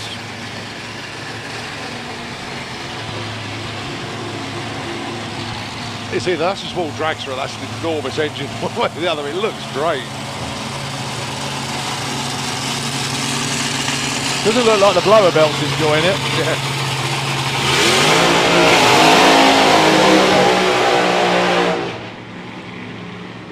So, these cars built by two of the finest craftsmen. One of them stopped. I think that's Mark. Mark, yeah. No. Yeah, it was idling a bit high. It was idling a bit high when it came round. They both stopped. As you said, that blower belt was looking a bit tortured as it was flapping around, coming round. The idle was definitely a little bit high. Mick Hanna in the energy check lane with the Haggis Hunter. That car is built by a very beautiful car, built by Roy Wilding, and Kenny Gomez doing all the engine work. Whereas Mark's car debuted a few years ago, didn't he? Side by side with John Webster. They were identical cars, actually, built by John. And in fact, whilst we got Slingshot Showdown, a car that we are missing this weekend, of course, is Steve Johnson. Sadly. Sadly, after that big wheel stand at the Summer Nationals, like to wish you the very best on recovery there, Steve. Crushed vertebra, I think it was, in his lower back from coming down off the wheel stand, and obviously the car's a little bit worse for wear as well. So, Steve, we look forward to welcoming you back in the not too distant future. But that was a heck of a ride you were on there. Definitely, but the thing is that it was a proper launch to the point it broke the wheelie bar. Yeah, didn't it completely folded under the back of the car. It was, and that was the strengthened version as well. Yeah. The thing is, though, he after checkout, got out of the car on his own accord, taking the medal stand, but then obviously, we don't get a lot more information. It's only later on you found out that he was actually taken over to hospital. Yeah, best wishes to Steve. Yeah. Hope he returns soon, whether it's just him in the car, it's fine. I'm not sure whether they're actually being towed away or they're going to have another go. I don't think... Well, the thing is, they both shut down together, so... Anyway, we're about to find out. Anyway, Mick Hanna actually put in a couple of good... Mark is going to. Yeah, I think Mick Hanna put in a couple of real good runs yesterday. Yeah, the kart's coming back over the starter for Mick Hanna. So hopefully we'll get another go. Yeah, if you look at that car, that's built by Roy Wilding, who very kindly came up with us yesterday and will be joining us for Supercharged Outlaws in a little while. The engine, the whole thing is immaculately turned out. Kenny Gomez, who's just pushing him back a little bit. Kenny knows how to build blown engines. We've also got, we've got coming up, we've got the NSA bikes. There's loads of highlights of this event, but they definitely are indeed. Outlaw Anglia, 31 cars entered. Do you know what, that's yesterday with the return of Al O'Connor and Alex Gasser. It was one of those, because... Okay. After the Dragster, yeah. Yeah, so they, with Al O'Connor. Yeah, it was one of the best kept secrets because I've known for quite a while. Have you? Okay, yeah. Jenna said, "Do you think we're going to do this? We're going to do this." And I said, just keep me in the loop. Obviously, keep everything quiet. And then, and I said to Jenna in the morning, I said, "Have you done it?" He says, "Yeah." I said, "Oh, great stuff." And then he explained that they entered Jenna's car into the meeting. That's right, as a complete decoy. dummy. As a decoy, yeah. Well, it worked, didn't it? It was brilliant. And I said, "We can get it out of the train." No, wait for Al to get it. And when Al gets here, we'll take it out. I said, "Oh, brilliant stuff." So Al didn't know it was in there?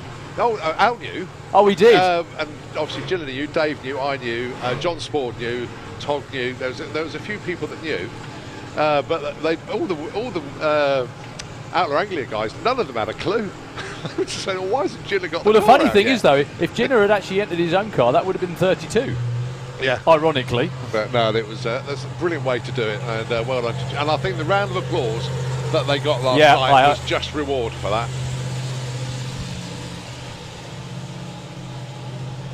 Well, no, looks like no burnout for Mick Hanna. Yep, he's going to be rolling up. I think he will still need to pull the pin out the chute, though, folks. Yeah, there we go.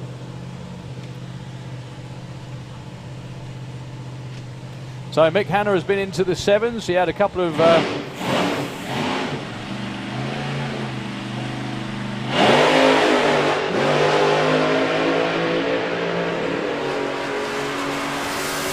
just changed into high gear in time.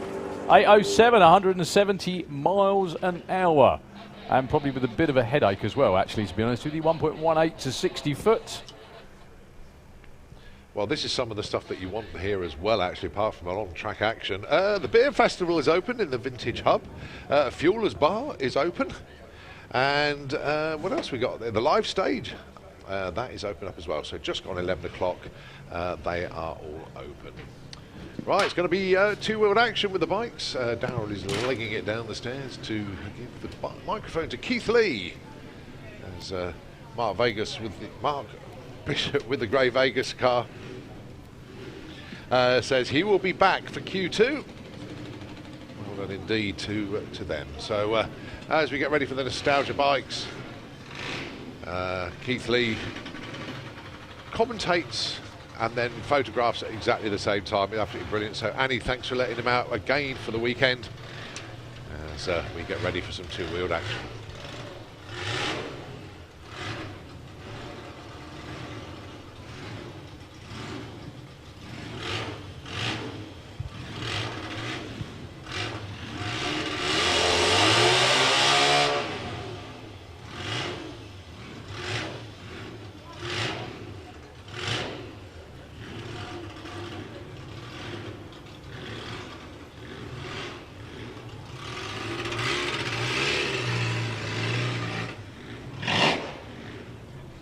Right, so this is Terry Homan and John Hobbs. John Hobbs on Olympus, and is Terry on the Ramrod.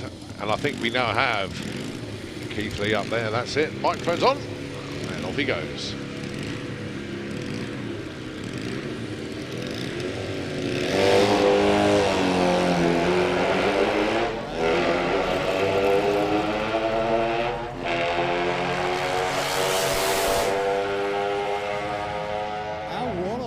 For John Hobbs, that I think could well be his quickest yet on the Hobbit Olympus. 10.48 seconds, 134 miles an hour.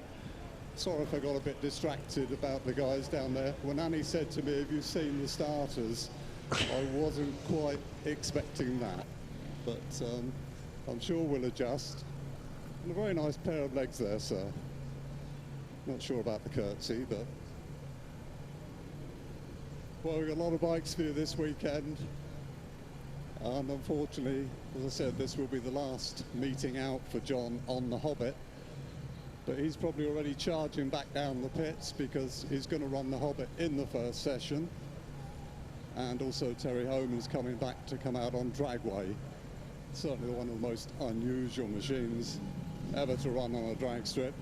They will come out later, but a lot more to come first, as the next bike's far up. Just like to say a big congratulations this weekend with the announcement of the new inductees in the British Drag Racing Hall of Fame. Great to see the McCoy Dynamics team in there, some of the real innovators of the sport in those earlier years. Angus MacPhail is up here this weekend, or up here today, as is Mick Han. Unfortunately, Keith Parnell not able to make it, but all made their mark on the sport. As moving up to the line now, Colin Fallows. This was the bike originally raced by Mick Butler. Two 500cc Norton engines in Super Cyclops. So Colin off on a solo.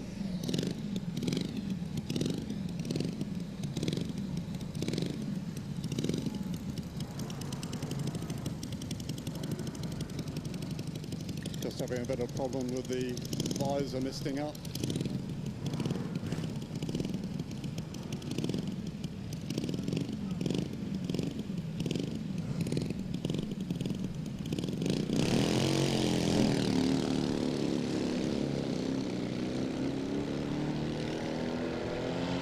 Engine's just labouring a bit, coming off the line. But Colin giving it Watson, Wally at the top end. 12.20 at 126 miles an hour. As Jeff Bine, one of the great racers of the 70s, moves into the bleach box. He's riding Hurricane, twin Morgo Triumph engine. This was the old school double engine bike.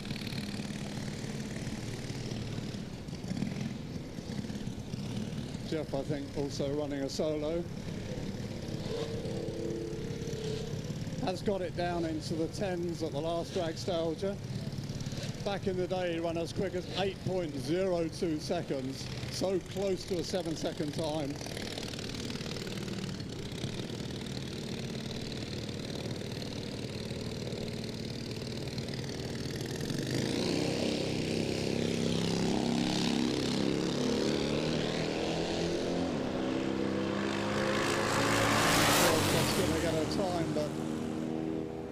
Those motors sounding strong, and I think that's his quickest since he's come back. 10.495, 138 miles an hour. In fact, he only rides that bike once a year these days, so I certainly wouldn't want to put my leg over that machine. Meantime, first race out on the bike lining up now. Tim Blakemore, well known in drag racing circles. He's on the old Steve Tong bike that Steve Watson has resurrected. Turbocharged Kawasaki. This was one of the new breed of machines that started to come out at the end of the 1970s and took the sport forward. Another bike got down close to the 7s back when it was fully racing, and I think Steve Watson would like to see this bike get into the 7s at some point, but this will only be the second time Tim has been out on track on it for his second run, so obviously going to take it a bit easy.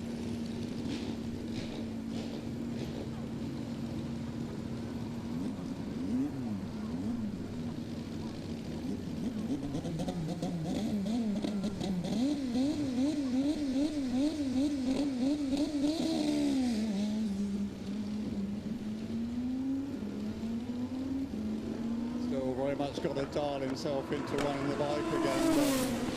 But he's motoring at the top end. 11.02, 134 miles an hour.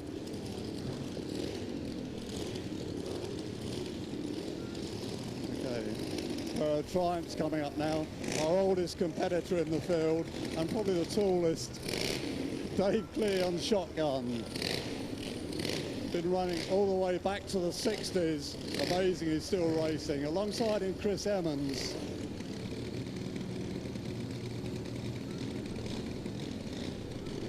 Both on supercharged machines. Dave on the Puma Triumph.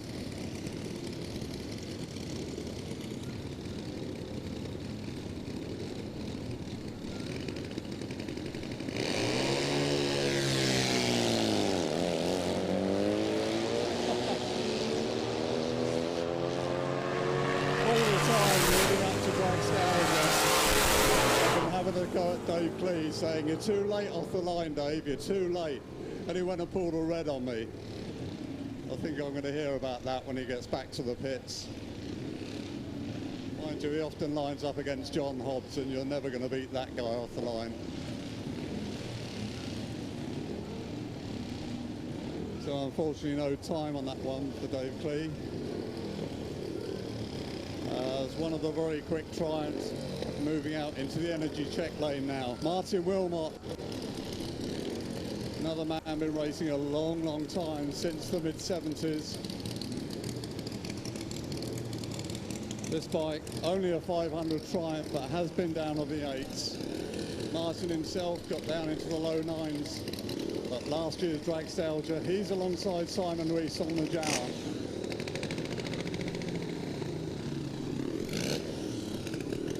Martin bringing the bike in the stage, always gives it 100%.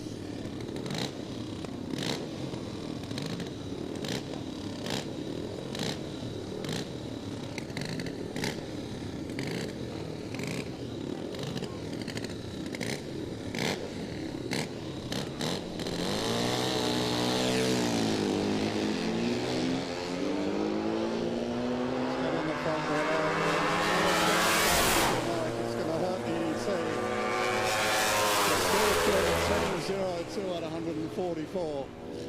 He won't be happy with that elapsed time, but flying at the top end. 13.5 at 101 for Simon Rees.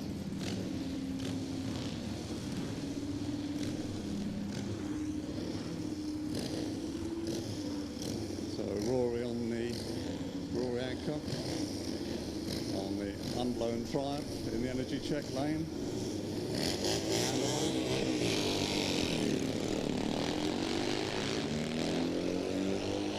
And alongside the Wesley going well. Ireland. So 12.40 at 108 against a 14.27 at 87 miles an hour.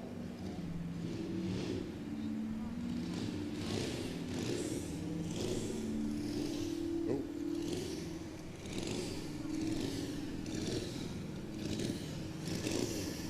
Neil Baskerville, next man out.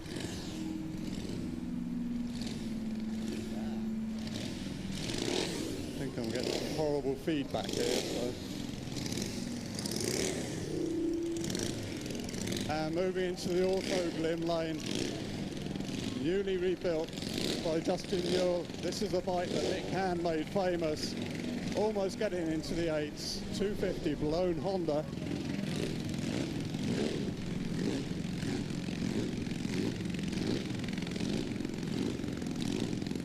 First time out for this bike at Dragstalgia.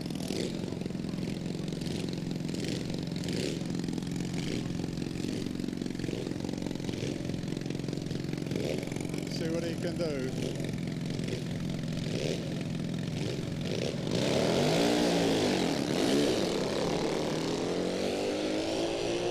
And I can assure you that bike's got some nitro in it.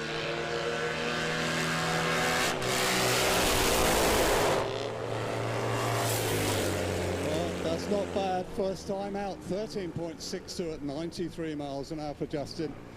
And in fact, down on the line to watch it is Mick Hand. As I say, inducted into the Hall of Fame along with Ag McPhail and Keith Parnell. But so nice to hear that bike again. It was the only bike that really made me curse. It was so loud. What do you reckon, Mick? Any good? I was pretty pleased with that, yeah. It's a lot quieter than it used to be, I think, but, you know. I hear a rumour that when it goes quick enough, you might have a go on it again. Yeah.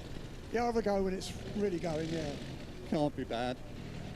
He's almost as old as me and he's going to have another go. I shall look forward to that one at a future Dragstalgia. Meanwhile,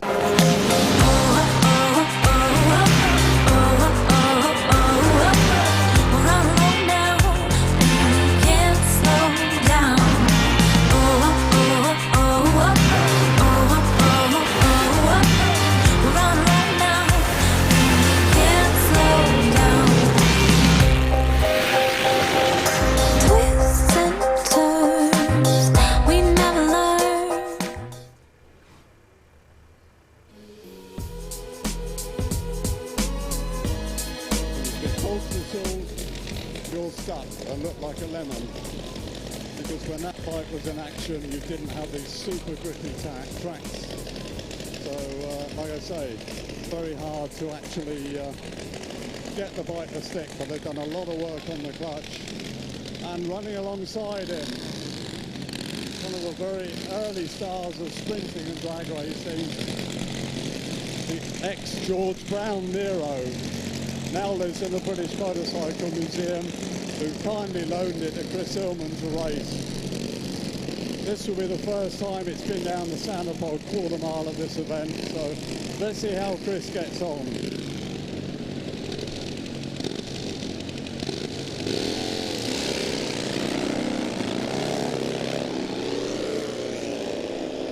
And you can hear Matt really trying to fight with that clutch. Still got to get that bike dialed in, but great to see Chris on Nero. Very often has the silver fairing on it, but not really much help at the quarter mile. 13.39 at 97 for Chris, and 16.75 at 75 for Matt Norman. But like I say, machines like that, it's just great to hear them running. Very, very difficult for them to run sensible sort of times. but far better to see it out on track than just sitting in a garage, that's for sure. That was one of the very first, I think it was the third bike to actually get into the 9-second bracket. That was round about 1970. So things have obviously moved on, as one of the guys standing down the start line will attest. I see Steve Willett down there. So obviously he's knocking on the door of the 5s now, but he was around in the old days as well. Next bike firing up, another double engine bike, Ray Law. Regular runner at sprints. This bike dates back to the mid-70s. And Ray unusually does a static burnout with this bike against the tower.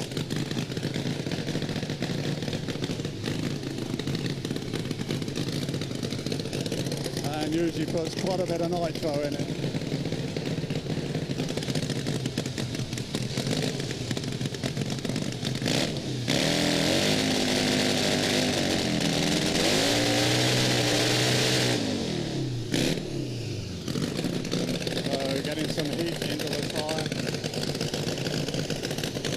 Using the trolley to take it up to the start line.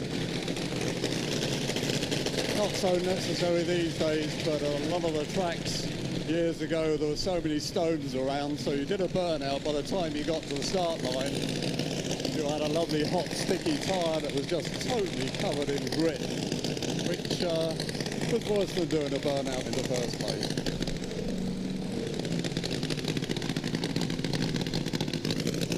Ray going to be running on his own this time.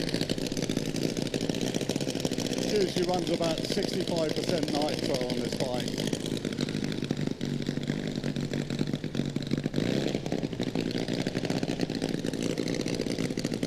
Let's see what he can do first time out.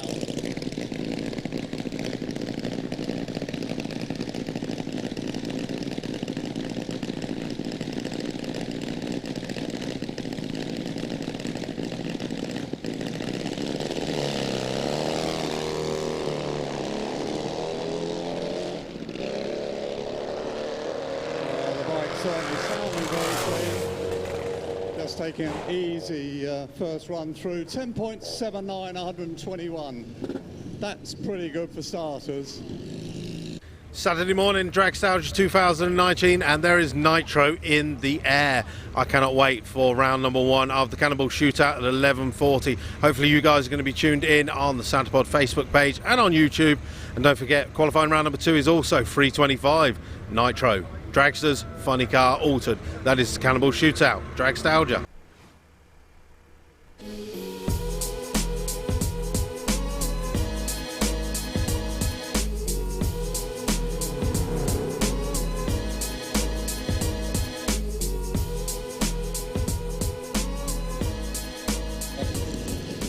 I think instead he's looked to up the power on the bike.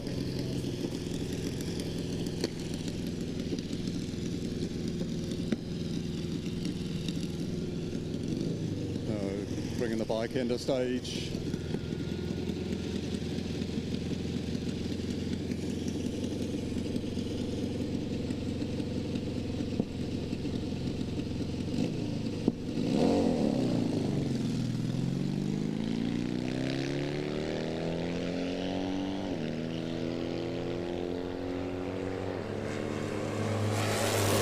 Clean shifts anyway through the top end.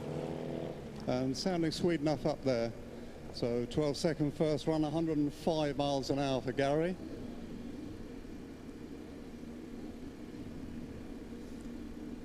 And I think possibly here getting ready for a new runner here at Santapod, in with the NSA Shootout.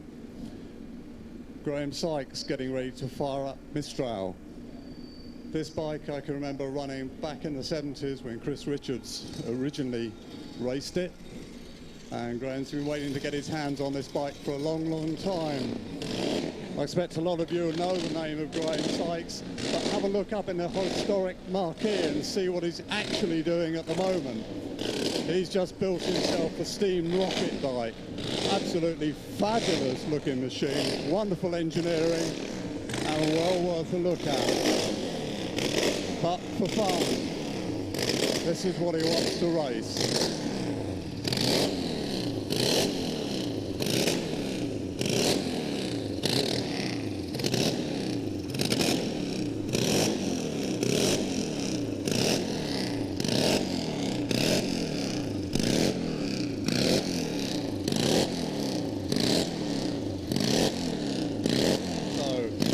The very first run for this combination.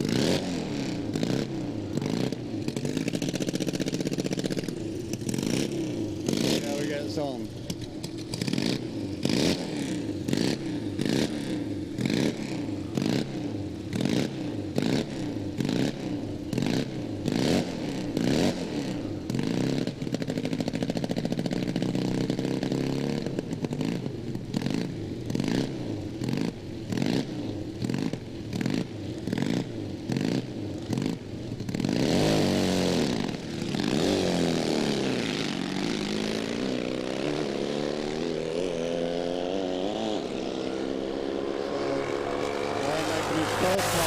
Down the quarter mile since rebuilding it, 13.12 at 109. And in fact, the other machine, sorry I didn't even see it come to the line, Dave Woodard going through at 17.9.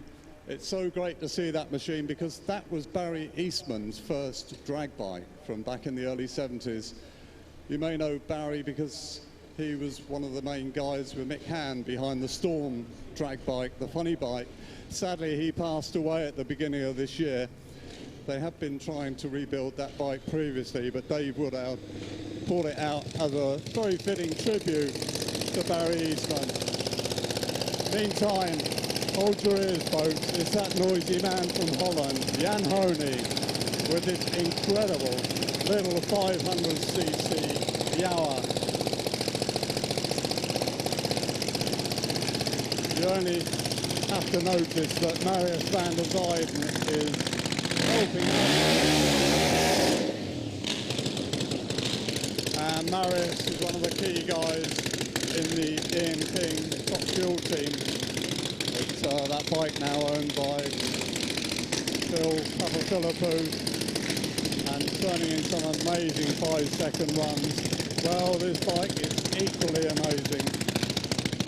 Alongside him, Graham Martin on the Pegasus Reborn. But if this little Yawa can get down the quarter mile, it will be very, very quick. Often has a problem, but such an amazing bike. With lots of nitro going up my nose.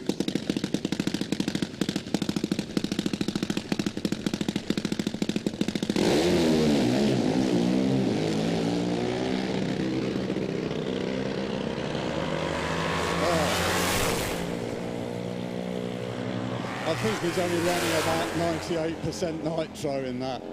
That is amazing. 9.34 at 144 miles an hour. And as you see, it was nowhere near clean. Just such an incredible motorcycle. And talking about incredible motorcycles, Mr. Hobbs himself on the Hobbit. First time out this weekend. As I say, sadly, it will be the last time, but just enjoy it while you can. Getting ready for the rolling burnout.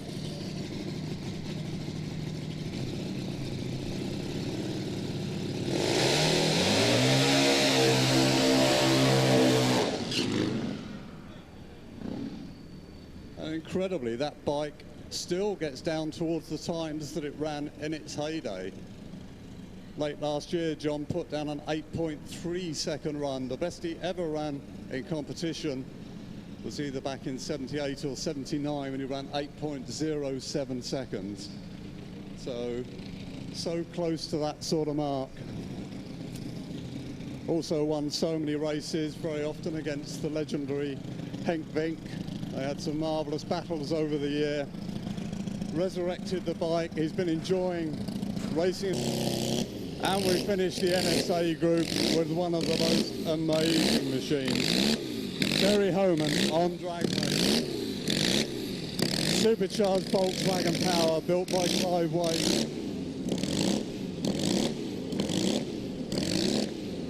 Guiding it into the line.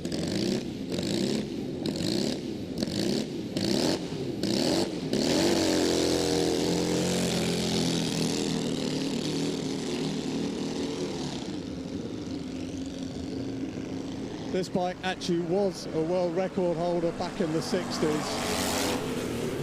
Not the easiest thing to ride, as you might imagine. 15.0 at 93, it's been a lot quicker, and he will be quicker. In the meantime, talking quicker, we move on